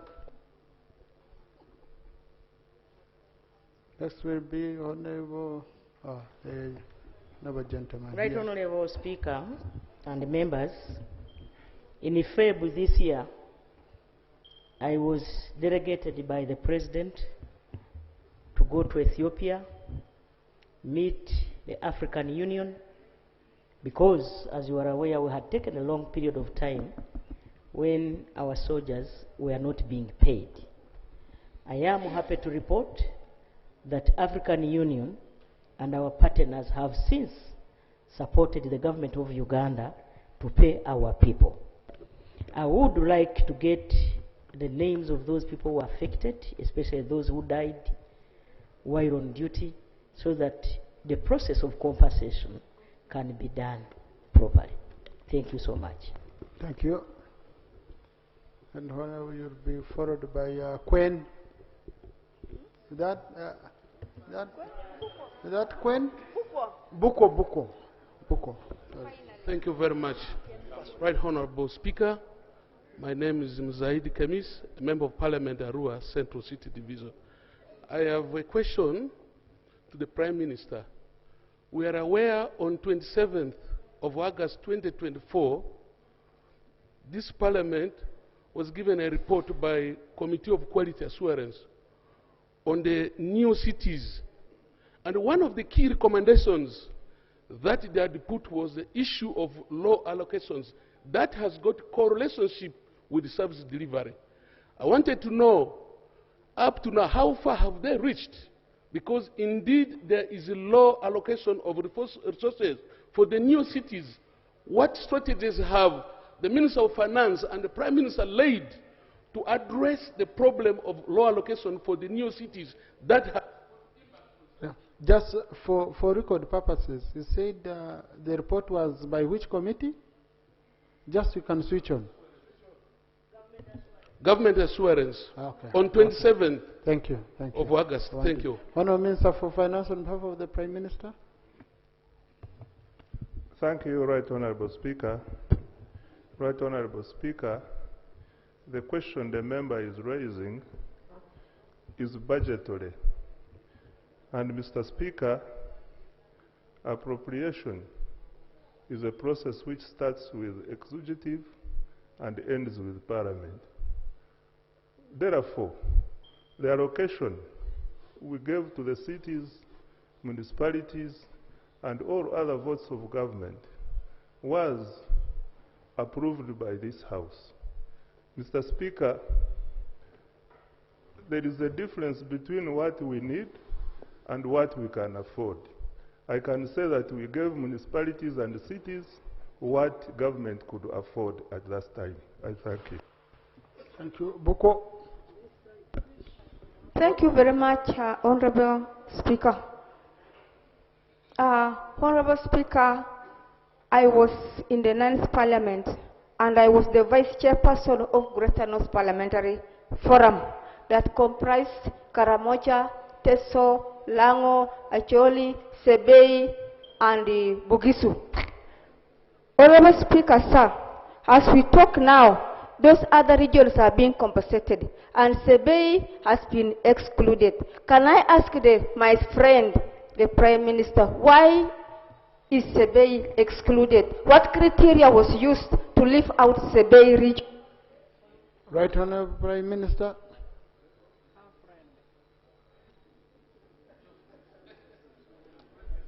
Oh, your friend can find you at office.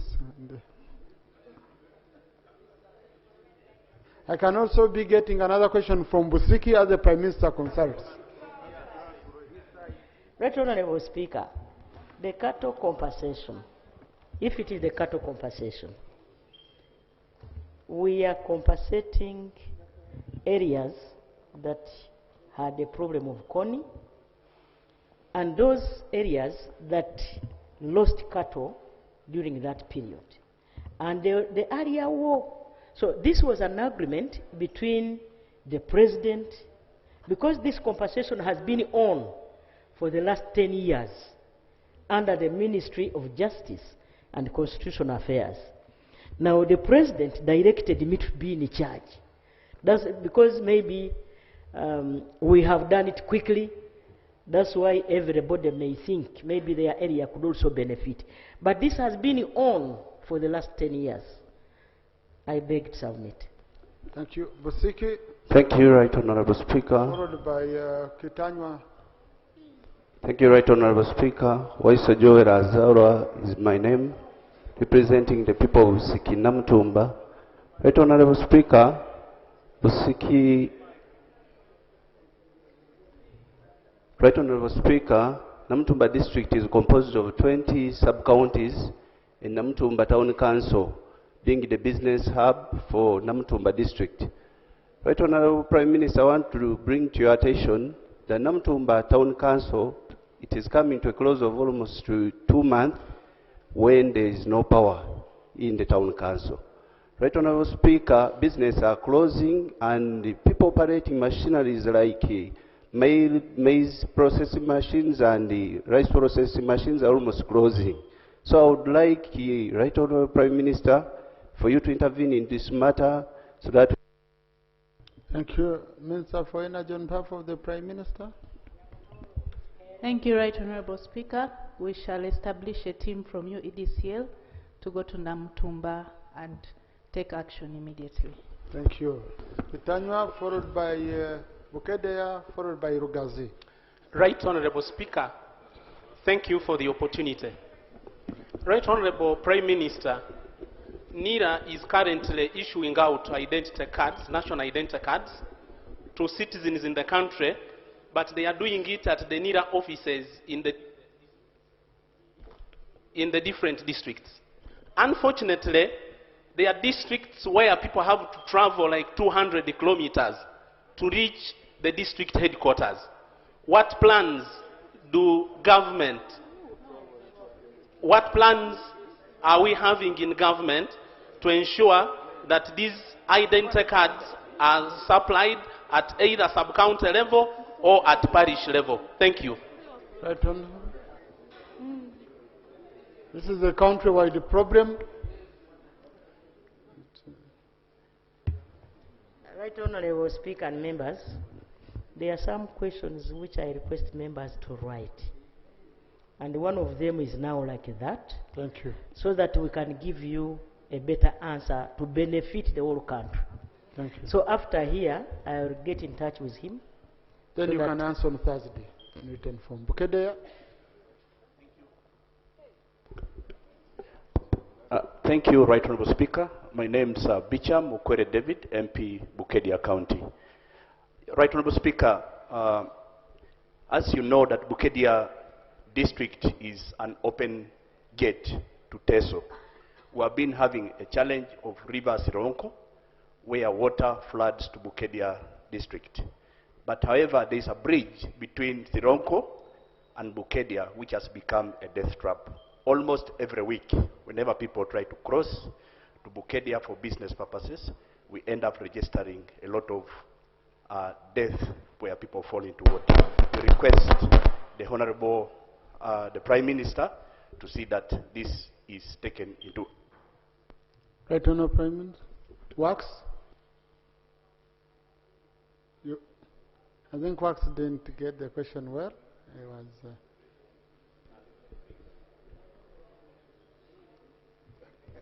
Honorable Speaker, I would like to ask that the question be asked again. I request you put it in writing to the Minister for Works, Honorable Bicham. Okay? Thank you. But, Honorable Ministers, I request let us be very, very attentive so that you're here to help the Prime Minister. Yeah. Okay? Yes, so I had already No, let me go this side a bit. Yes. Okay? I had picked Rugazi, then I got this side. And Macho Black. And on a selfish note, I'll start with Mitoma. Because he's speaking for me, I can't ask here. Honorable Kazora has to speak for me too. We are starting with Rugazi. Honorable Kazora, be rehearsing. You're next. Right Honorable Speaker, thank you very much. I am Salongo Richard Senteza from Rugazi. Section 16 of the Political Parties and Organizations Act, CAP 178, curtails certain categories of people from participating in elections. We are fully aware that we are going to have LC elections, and in Rugazi we have villages fully comprised of the police barracks and the hospital. And if we are to expound Section 16, UPDF, UPF, Uganda prisons, and anybody that is fully operational or owned by government are barred from participating in multi-party. Question? The question is, what's the fate of those LCs that are fully comprised of hospitals and police barracks? Thank you. Right Honourable Prime Minister. Right Honourable Speaker and members, they will go to the polls and vote the people of their choice, because they are also citizens of Uganda. They have a constitutional right to elect leaders of their respective villages. They will vote. That's the answer. Thank you. Now, Honourable colleagues, before Honourable Kazora comes, if you saw, the Prime Minister's time should take 1 hour. That's why you see me putting you on pressure to be quick, so that I can get as many of you as possible, because I'm really feeling guilty. I'm looking around you. Each one of you is looking at me as if I've not picked them. You see? Everyone is sending me a warning. You can see those who are warning me. Some feel it's not personal, okay? So now, Right Honourable Prime Minister, I wanted to request, I'm ready to be here even up to 10, okay? So I want to request colleagues, maybe we wait for the other debate on the statement of Honourable Anywa, since the Prime Minister is here with ministers, and it's our first time and you've been having very many issues. She gives us more time together with the ministers. We continue receiving your questions. That is until when she gives me a sign that as a human being, she can't go on. Very good. So, Honourable Kazora, colleagues, we are still here. Let's be patient. I'm going to try my level best speaking. Right Honourable Speaker, I want to congratulate you since it is my first time. Right Honourable Prime Minister, there has been an issue for the last 25 years. The Kabwohe, Chitagata, Lukunjiri, Mitoma Road. And this money has been earmarked for several times in the budget and removed. And during my campaign and several other MPs, I promised them that if I don't deliver this road, I will never come back. Can you protect me? Thank you. I don't know, Prime Minister, can you protect Honourable Kazora? And me by extension? Yes, from Barara.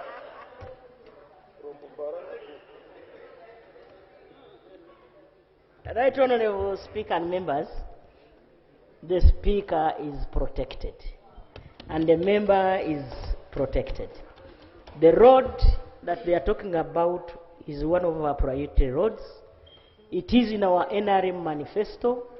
It is in our National Development Plan 4, and I promise that that road will be worked on.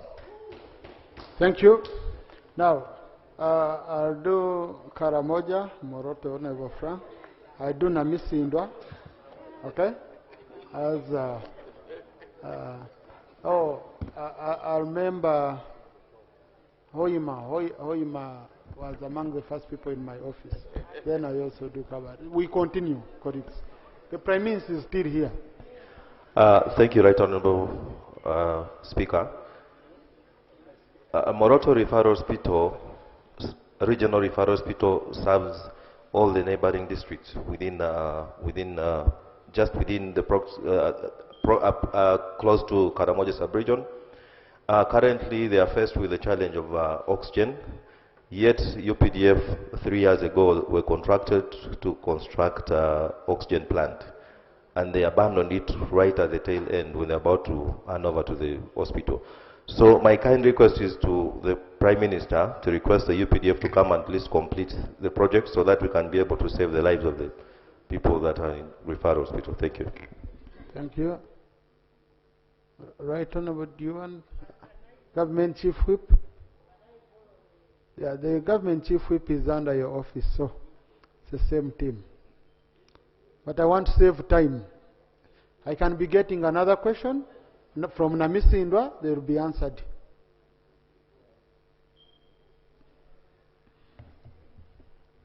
Right Honorable Speaker, it is true some oxygen plants, the construction of some oxygen plants have not been completed, but they are in plan and UPDF will complete them as soon as they are done with what they are doing currently. Thank you, Namisi Indwa. Thank you, Right Honorable Speaker. My name is Halaipis. I'm the woman MP of Namisinda District. I rise to seek a statement from the Prime Minister regarding Namisinda District, the looming landslide disaster, where over 500 villages are at risk of landslides, and the 500 villages have cracks. And due to the forecast of heavy rains, I request the Prime Minister to give me a statement on whether they are aware of these cracks and following the forecasts. Equally, Namisinda District is the only district in the whole of Uganda that does not have a health center for. And the Constitution states that promises health for all. And distance to health is like a death sentence. Thank you so much. Right Honorable Prime Minister. Hoima will be next, followed by Buwekura. Right Honorable Speaker and members, I remember yesterday I gave you the reasons why we have not yet relocated our fellow Ugandans who are at risk in the dangerous enclaves of Mount Elgon. And Namusindwa is one of those. Right Honorable Speaker, Namusindwa Health Center 4 or Health Center 3 will be upgraded to Health Center 4 among those I've talked about under UGIFT 2. Thank you. Hoima, followed by Buwekura. Right Honorable Speaker, Dr. Pio and Nyanzi. This being my maiden speech, I'm called Wembabas Beatrice, Woman Member of Parliament, Hoima District. I have come to raise a matter of national importance concerning the continued land conflicts and illegal land eviction happening in my own district, in the village called Ruahunyonyi in Uraru Sub-County. Right Honorable Speaker, many people have been killed. 2 people were killed in 2024, and destruction of people's properties. And even when the Honorable Minister of Lands came to intervene and gave directives, gunshots were exchanged that day. Right Honorable Speaker, my plea to the Right Honorable Prime Minister is to take... Right Honorable Prime Minister, how are you going to help the people of Hoima with the land problem? I hear there were even gunships when the minister went to... Right Honorable Speaker, I know the issue. That is an area where I also hail from. There has been conflicts in the Hoima district because big people from here in Kampala invaded that area because of the oil discovery. So, effects of oil, people have taken it within themselves. They want to grab land from the poor people. What have we done? The Minister of Lands and the Housing has been to that area many times. A number of steps have come up. The President was also involved. There is some progress. I request the member, because the village called Bulalus is talking about, I was there myself. Maybe there are other things that are... I think I will need to get in touch with my sister, and then we see what other new things that have come up. Thank you. Puekura, then Dr. Pio, Thank then you. Honorable Nyanzi. Thank you, Right Honorable Speaker. Then Gomba. My name is Didan Mubanjizi. I represent the people of Wekura South. There is another representative for Wekura, so that should be put clear. By for the record. time I call you Honorable, Yes, I'm already seeing who. And Yes. I know your name, Yes, but right, I choose the Honorable. constituency. Yes, most obliged, my Right Honorable. Right Honorable, there is this scourge in the cattle corridor that all of us have seemed to jump. Yes, there is a dry season, and it is true that we need water bowsers, but there is a scourge of FMD, foot and mouth disease. Right Honorable Speaker, I'm aware that you're a farmer, and this must be affecting you as well. It is true that in the last years, government has been paying for the vaccines. Today, in Wekura South, in Mubende district, the last cycle. Honorable Minister, on behalf of the Prime Minister, Minister for Agriculture, colleagues, we have 1 minute. Then you go into details. Thank you very much, Right Honorable Speaker. Right Honorable Speaker, vaccines are available, but many of our people are failing to match the 10,000 shillings contribution.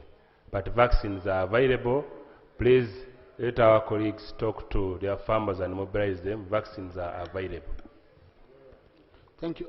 Honorable Migade, I would propose you meet MPs from the cattle corridor. Now, colleagues, the issue of 10,000 started from here.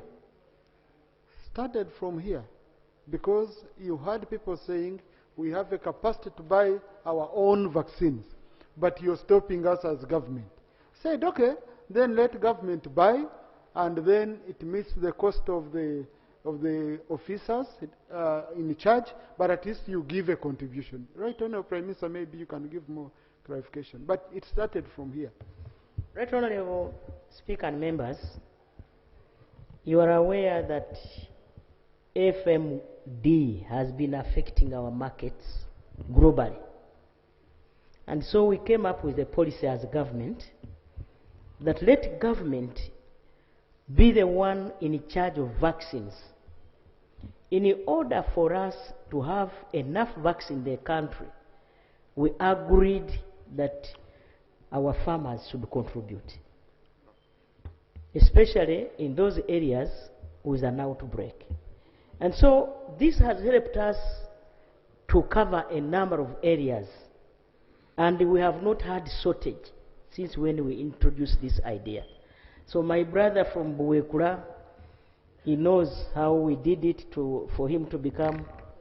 So I request that you mobilize your, yes, he's my neighbor. We mobilized the farmers and people, and he's now in parliament. So we need to mobilize our farmers so that we eliminate FMD so that our farmers can access the market, because there will be quarantine in that area. Right Honorable Prime Minister, can I propose that you organize a meeting between the Minister of Agriculture and MPs from the cattle corridor to appraise them, then they go and mobilize their community? Noted. Thank you, Right Honorable Prime Minister. Thank you, Right Honorable Speaker. Yes, Dr. Pio. The Ministry of Finance has been implementing a crop insurance program under a public-private partnership where they contribute 5 billion shillings every year towards the premium so as to protect the farmers from the impacts of drought and harsh weather. In Kole North, more than 1,000 farmers registered for the crop insurance in 2023, 2024, 2025. They suffered losses and they were supposed to be compensated. Percentage of them, small percentage has been compensated, but the largest percentage have not been paid. Can the Minister of Finance tell us what arrangements are there to ensure that these arrears for crop insurance are paid, and any plans to increase the budget for crop insurance under Ministry of Finance? Thank you. Thank you. Honourable Minister. Right Honourable Speaker, the Honourable Chut has carried this question in the last 3 or 4 years. I want to request him to come to office tomorrow at 7 a.m. I give him a proper answer. But Honourable Minister, it's for the benefit of the whole nation, even me, the ones in Mitom. So maybe, Honourable Minister, if you want to update the House one day about this, I don't know Mr. Speaker, how you can do it. Agricultural insurance scheme, which we are running under the ministry, if I am to explain and give useful information to the country, I need to come here with a detailed statement. Thank you. Yeah. I'll be really, really glad so that we can all know about it. This is an interesting scheme. Yes, I had already allowed Honourable Nyanzi. I'll follow with Madi Okoro, Honourable Gama there. Yes, Honourable Nyanzi. Thank you, Right Honourable Speaker. I will begin on a positive note by thanking government. Last year, they upgraded some health center 2s to health center 3s, and the 2 health centers, at least in Chankwanzi, Chisala, and Nali, we were beneficiaries. We got maternity units. The projects were completed December last year. But since then, these facilities have not been operationalized because we do lack equipment. Right Honourable Prime Minister, when are we getting the equipment? Because when it comes to matters of life, Prime Minister, even 1 minute counts.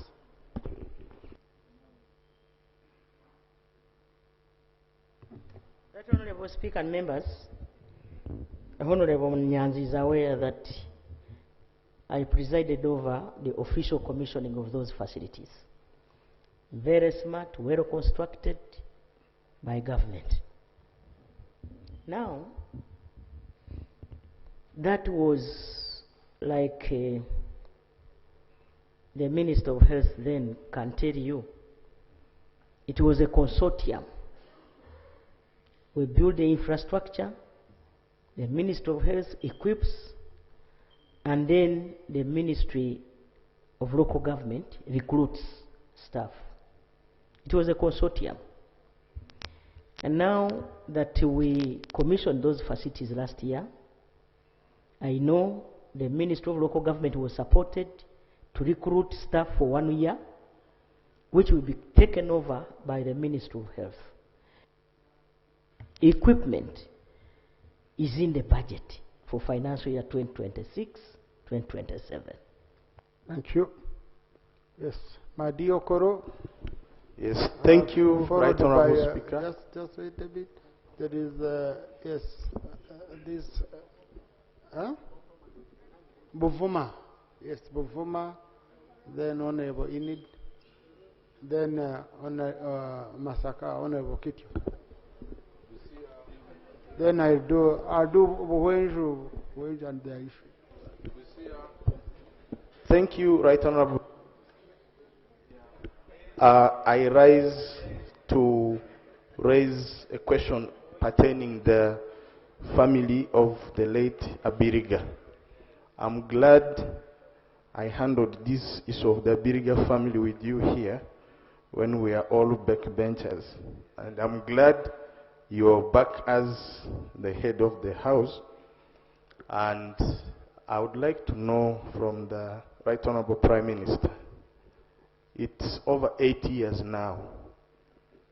The last time we laid the late to rest in his ancestral home sub-county, there were about 5 pledges made to the family. And out of these pledges, only 1 was fulfilled within 3 months after the burial of the late. When do you intend to take action on these you have unfulfilled pledges? hijacked the Thank you. microphone, Honorable. Honorable colleagues, it was so sad. I used it to, in that corner where Honorable Ismail Ogama is, that's where we used to sit with the Right Honorable Abiriga. In that same corner. So it's a very, very painful experience reminding us really what happened to our colleague who was slain. Right Honorable Prime Minister, the family has been reaching out to us, and I'm sure to you also. When can we help them out of the situation they are in? Right Honorable Speaker and members, Abiriga was our brother. May his soul rest in eternal peace. I request Honorable Ogama, he is my friend, let him come to my office tomorrow and we handle this issue.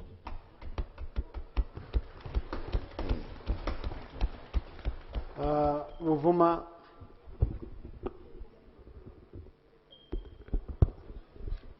Right Honorable Speaker, Judith Naguja is my name. Government approved the solar mini-grid project of which Buvuma is supposed to benefit. I understand work was supposed to commence last March. I would love to know what's causing that delay. Thank you. Energy, Mr. for Energy. When I call on the minister, you know the Prime Minister is the one who has guided me. Right Honorable Speaker, I'm going to get in touch with a colleague and substantiate the facts of the matter with more information, and we shall definitely have action taken. Thank you. Thank you. Yes, I had allowed the Honorable Kitio, Sarah, and then Buju. You allowed and the Honorable gentleman here. And in it. Thank you, Right Honorable. Oh, yes. Right Honorable, I have a question. I would kindly request the Right Honorable Prime Minister to update us on the road that is in my district, Masaka, and it is benefiting my constituents as well. It's called Mitemula, Misansala, Nachiyaga, Masaka, going to Masaka district headquarters, Chiambazi, Chanamukaka, Lusaka Lwamese, Dimuvaya, Mulema.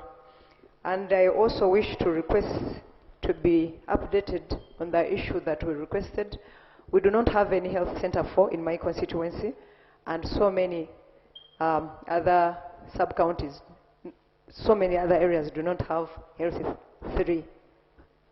Thank you so much. Right Honorable Prime Minister.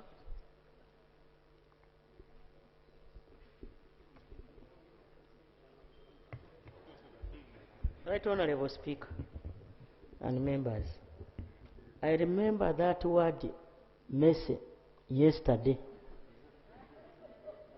She asked that road yesterday and the minister gave the answer. So I will go to the health facilities. No, she didn't ask yesterday. I didn't give her an opportunity. She asked the Minister of Works was here. No, Right Honorable, allow me to clarify.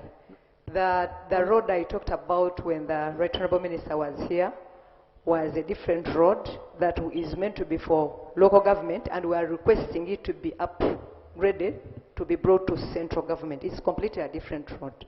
And the one I'm talking about is actually it is supposed to is a central government road. Thank you. Okay, Right Honorable Speaker, now that she has clarified, I direct the Minister of Works, who is here, to get in touch with a member. Honorable Ali, get in touch with a member and find out how we can handle that issue. Secondly, like I already told you, the 488 sub-counties without a health facility, we are getting a facility to work on them under UGIFT 2 once and for all. Thank you. Yes. Right Honorable Speaker. Okay. Kabare, that was Kabare, then Buenju. My name is Enid Origumisiriza, woman MP Kabare. Mine is unique and it's a national concern. We are seeing moral degeneration in our nation. Partly it is brought about by uncensored technology and uncontrolled use of language. A small spark set fire. Likewise, our careless words as leaders can do harm and divide our communities. Right Honorable Speaker,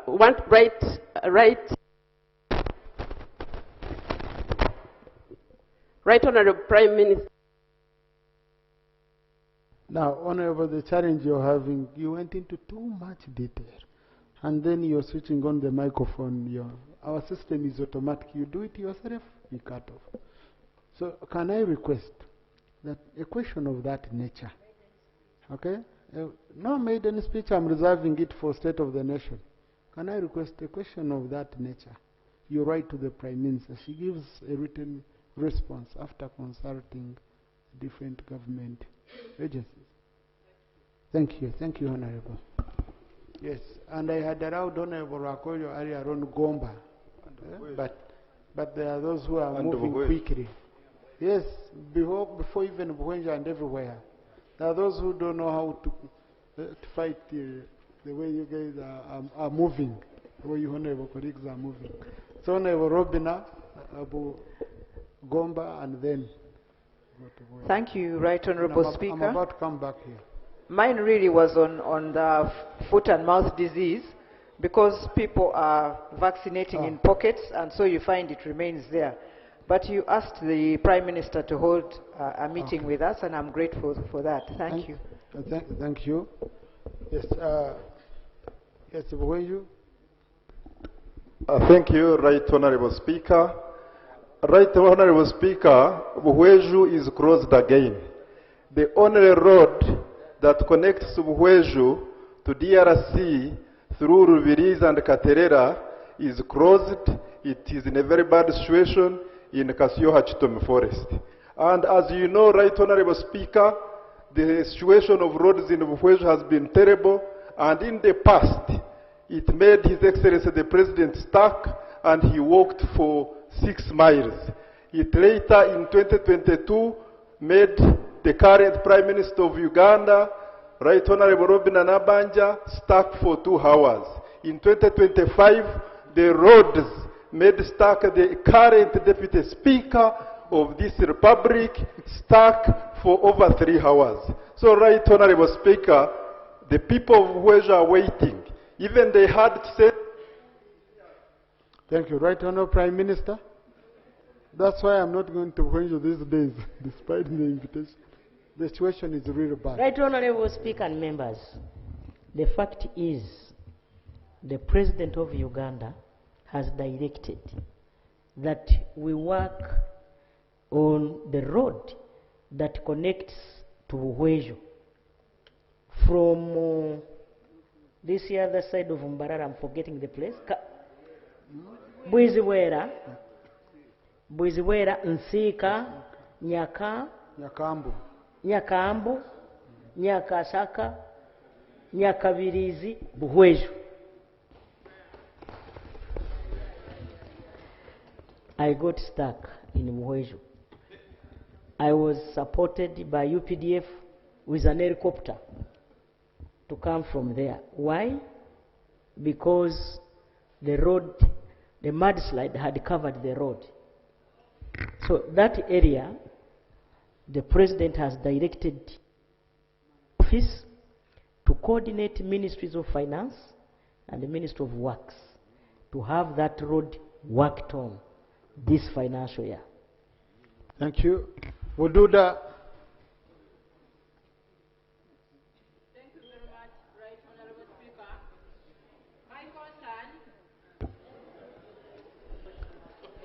Yeah, thank you very much. My concern is about, it cuts across, still about the bridge. The district headquarters, which hosts the district hospital, Bududa Hospital, is inaccessible because of a broken bridge which has taken years.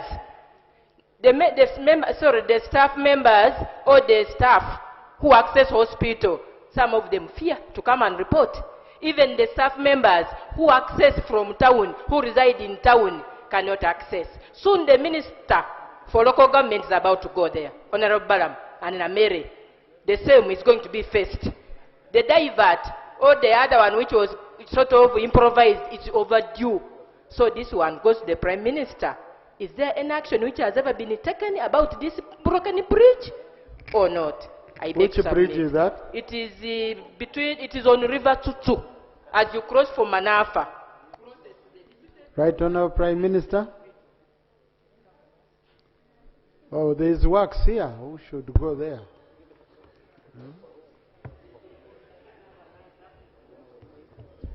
Right Honorable Speaker, I'd like to request the Honorable Member to write to the Ministry of Works so that we can address this matter with the urgency that it requires. Thank you. Thank you. Yes, the honorable gentleman there and the one behind you, Niero. Right, And then, Honorable I Speaker. can see an elderly honorable colleague beside the lady.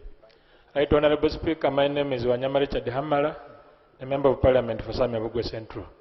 Right, Honorable Speaker, I rise to urge government to address the issue of Busia town congestion and prioritize construction of Murwanda border point. Right, Honorable Speaker, the congestion in Busia town has paralyzed local businesses, has stifled the cross-border trade, it has even threatened human life. Accidents are there every other day. Right, Honorable Speaker, I seek to get your response. Thank you. To get my response, eh? The Prime Minister. Right, Honorable Prime Minister. Okay.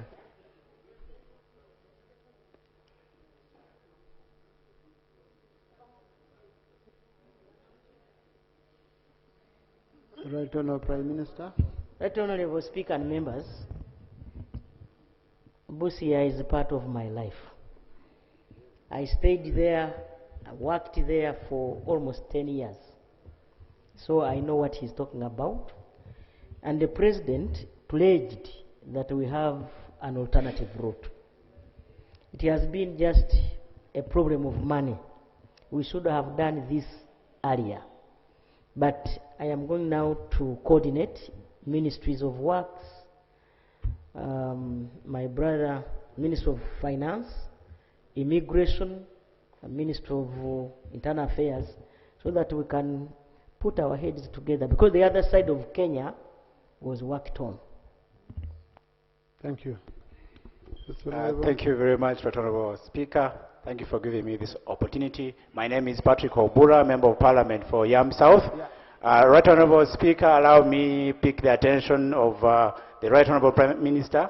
Oyam district is a food basket for Lango sub-region. And right now as we talk, the abandoned national road, especially connecting from Minakulu, Mitacho to Kamdini, Loro to Oyam district headquarters is not accessible. Right Honorable Prime Minister, Lango sub-region is a supportive sub-region to other areas in terms of food. These roads are impassable. Trailers and trucks are stuck inside those sub-counties. We call upon you that you do something. Regrettably, also the road coming from Namasale, Ochero, Dokolo to Aleptong needs attention of Minister of Work. Thank you. Minister for Works.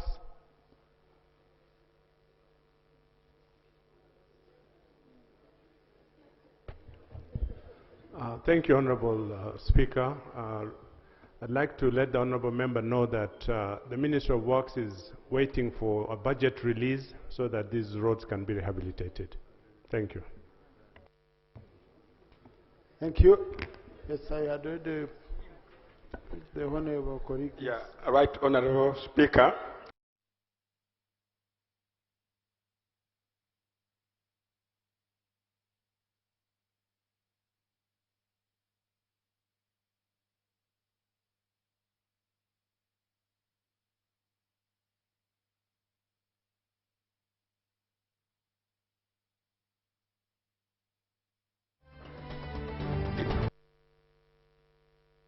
Right Honorable.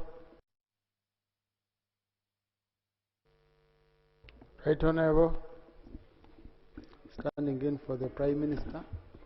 Right Honorable Speaker, you may recall that in the last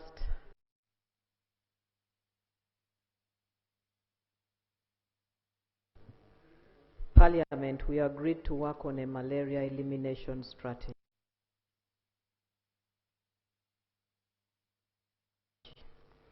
In that strategy, there is introduction of new drugs. There is what we call chemoprophylaxis.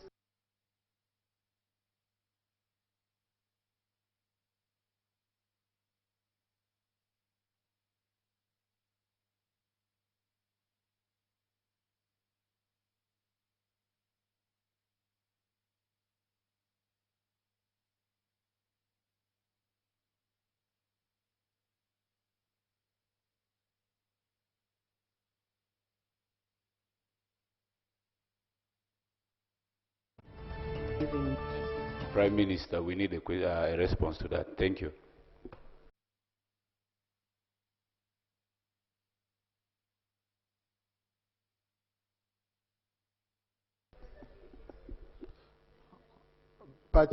Procurement of new equipment.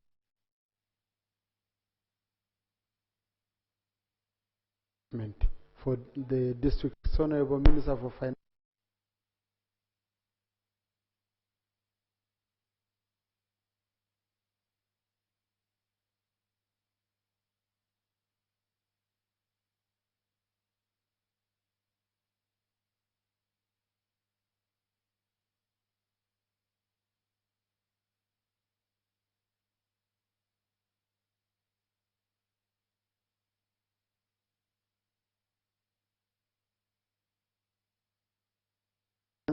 Seems to have some details.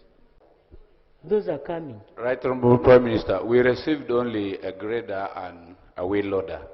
The rest of the equipments have not been delivered. Those are coming. Right Honorable Prime Minister, we received only a grader and a wheel loader. The rest of the equipments have not been delivered to the rest of the They are manufacturing in Japan. Well, I'm happy that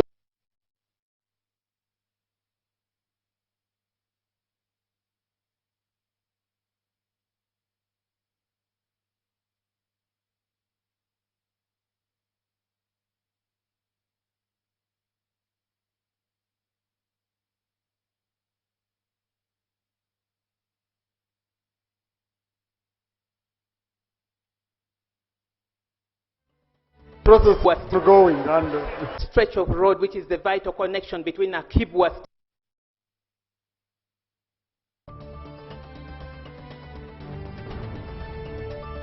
Ngulu City still part of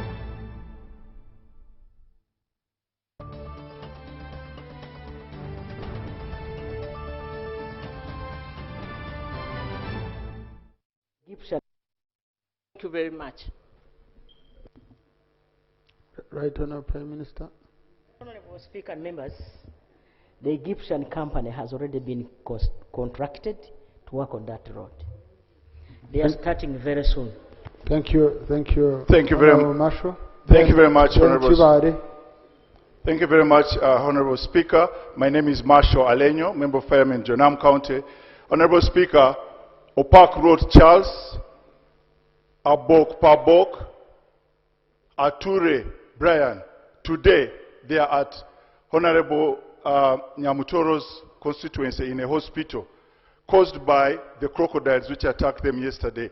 Honorable Prime Minister, we were supposed to have a boundary opening exercise with the Murchison Falls, with the UA, but it has not taken place up to now. There is a big dispute on the boundary between Jonam County and the park, and it is causing a lot of issues. Even today, the crocodiles are attacking our constituency. I wanted the Prime Minister to comment about that exercise and the compensation. Thank you very much, Right Honourable Speaker. Minister for Tourism is here to support the Prime Minister. Thank you so much, Right Honourable Speaker. I want to thank Honourable Marshall for this question. About compensation, the process is outlined in the Uganda Wildlife Compensation Regulations of 2022. And apparently they are undergoing review so that we handle the gaps which exist, like the delays and then the hectic process of verification. But I'd like to inform you that by the end of the last financial year, which is June, government had already compensated people worth 4 billion, and already 3.6 billion has been approved for compensation. So compensation is underway and there's nothing to worry about. And also, Wildlife Authority has done some work when it comes to electrical fencing of Maction Falls National Park, which I know comes. Yeah. Just honorable, the members' other concern was the boundary opening between the community, okay, of Jonam and Maction Falls. The boundary, so that you remove those disputes.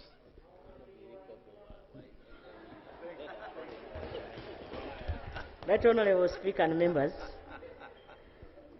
the ministry is directed to go to the members' constituents in a week's time. We cannot allow people to be killed by crocodiles just like that. Open boundaries, and this can be done by the Ministry of Lands, so that, because there is no way you can stop crocodiles from affecting the communities. The electric fencing, I told you already, more than 100 kilometers has already been fenced, but this has not stopped the crocodiles from affecting our people. So I direct you, Madam, when you go back to the ministry, Monday, next week, the other one, come up with an answer. Right Honourable Prime Minister, can you allow me, I also ask something really quick in that line which you are on. The issue of the boundaries between the Elgon National Park and the people of Sebei and Bugiso. I raised that several times when I was a government chief whip. I nearly underwent Imbaru at Mount Wanari. These guys, they wanted to capture me, and they were like, sir, are you sorted? So even if you're sorted, if you don't sort our issue, then we can sort you another time. I said, hey, my goodness.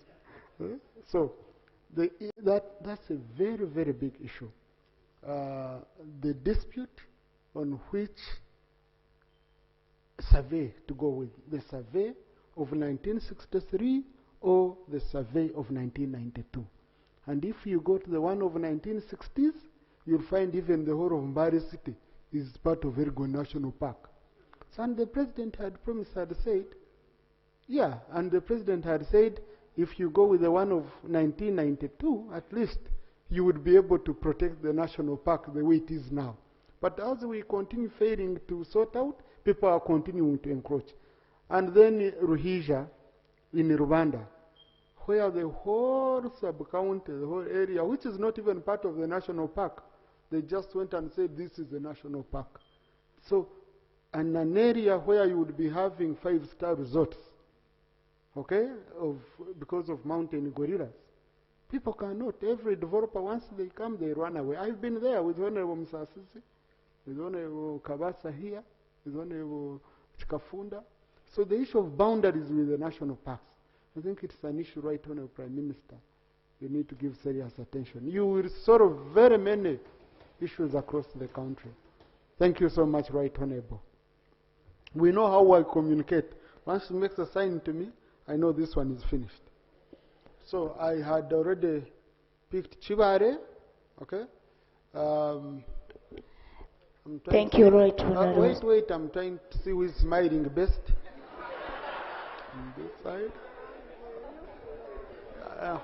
So it is this Honorable colleague in a blue. No, this in a blue, in a Kiritan. Yes, the Honorable Kiritan, and the Honorable colleague in a red. and I'm going to fulfill it. I communicated it through the opposition chief whip. Thank you, Right Honorable Deputy Speaker. Nabaduka Anet, Woman Member of Parliament from Kibale District. My prayer to Right Honorable Prime Minister is, since I was born, Kibale District has experienced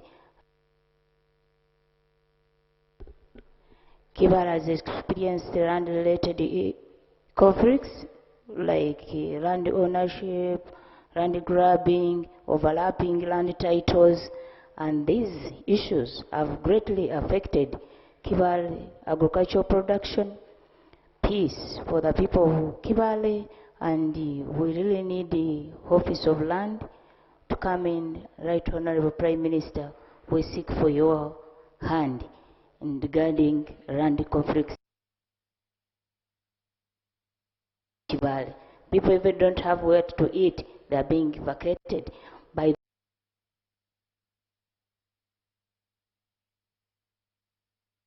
insecurity land owner occupants who are claiming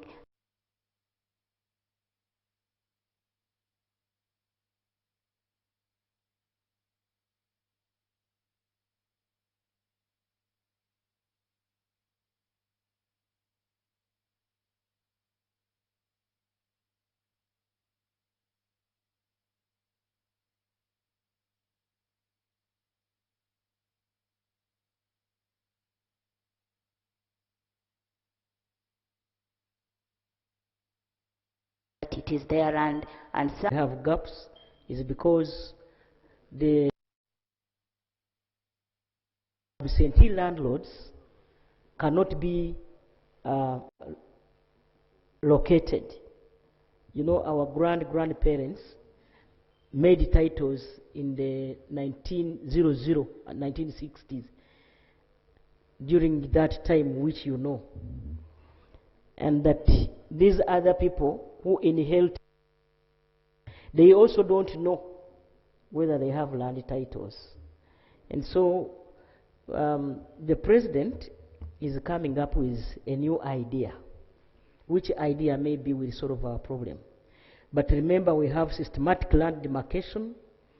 Already over 60,000 hectares of land has been compensated, which we are going to come and give to the to those tenants, Bibanja owners.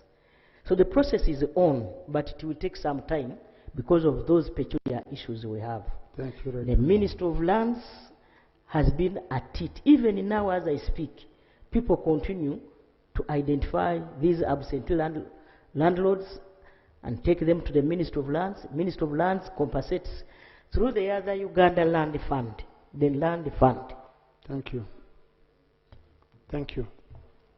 Yes, Honorable Kitaranyi. Yes, thank you so much, Right Honorable Speaker. My name is Chiruruta Yusuf Junior Nkeretanyi, representing the people of Kalungu County East. My issue goes to the Minister of Works and Transport. Previously, the people of Kalungu have been promised that the road from Lukaya that connects to Bukomansimbi via Iruabenge, that road mainly connects coffee farmers. And we know these are coffee growing districts. But it has been named as the most dusty road in the district. But previously, all my predecessors have been promising the people that the roads are going to be worked on. But up to now, we've not gotten any remedy about that issue. So I want the minister to tell us when that road is going to be tarmacked such that the coffee farm... Right, Minister for Works. Colleagues, in this session now where we are, you can ask the minister directly. Thank you, Right Honourable Speaker. I'd like to ask the, the Right Honourable Member that I will cross-check with the technical team in my ministry. Then we'll have an appropriate answer for you. It would also help if you could put this in writing and drop a copy copy of the letter in my pigeonhole so that I could follow it up. Thank you. Yes, Honorable. Thank you so much, Right Honorable Speaker. Right Honorable Prime Minister, my name is Leo Elem, Member of Parliament for Moroto County, Aleptong District. I have 2 seed schools in Moroto County, which are in cataclysmic states. One is Akwara Seed Secondary Schools, coded by government in 2018 July. Up to now, no construction has taken place. I really feel bad for the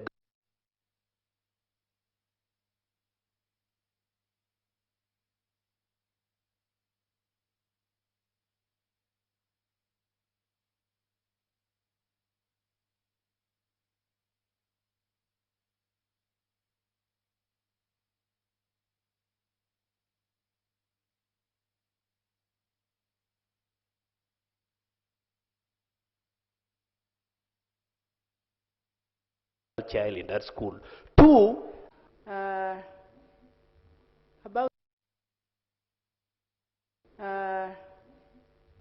about the seed schools, the member has talked about, that is Moroto and Aleptong seed schools.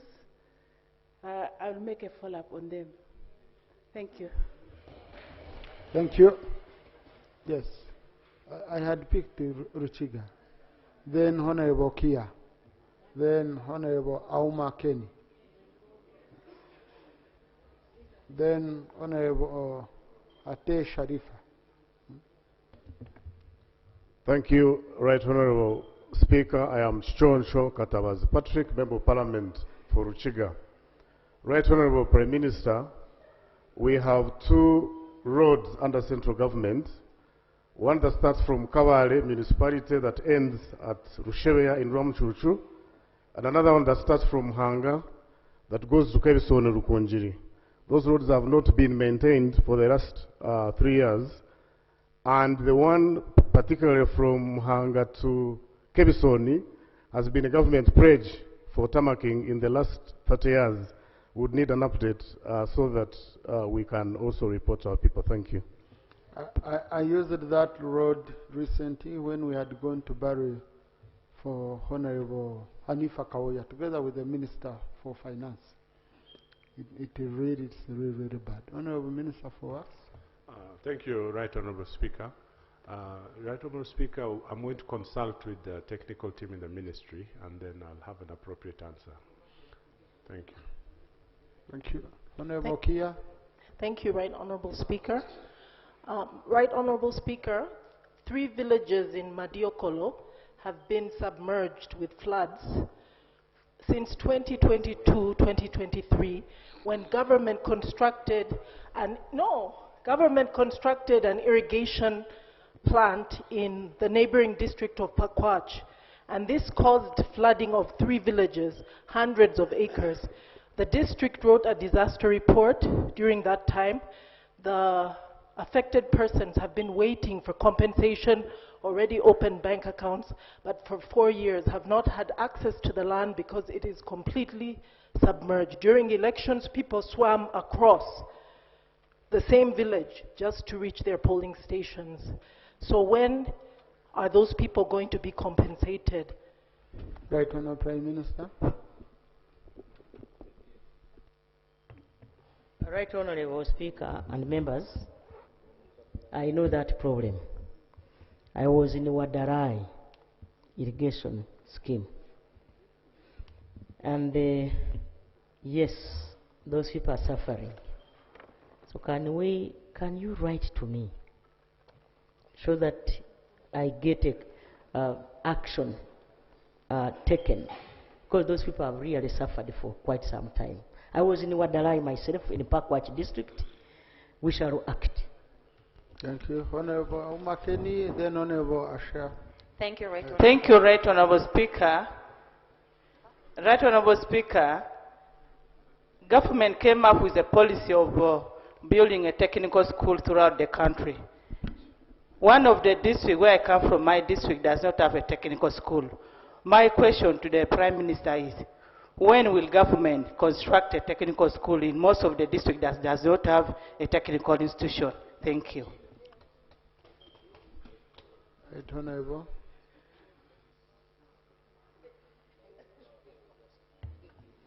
Right Honorable Speaker and members, now that I have the Minister of Education here, and I know that the policy is a technical institute per district. Per district. Per constituency. Per district.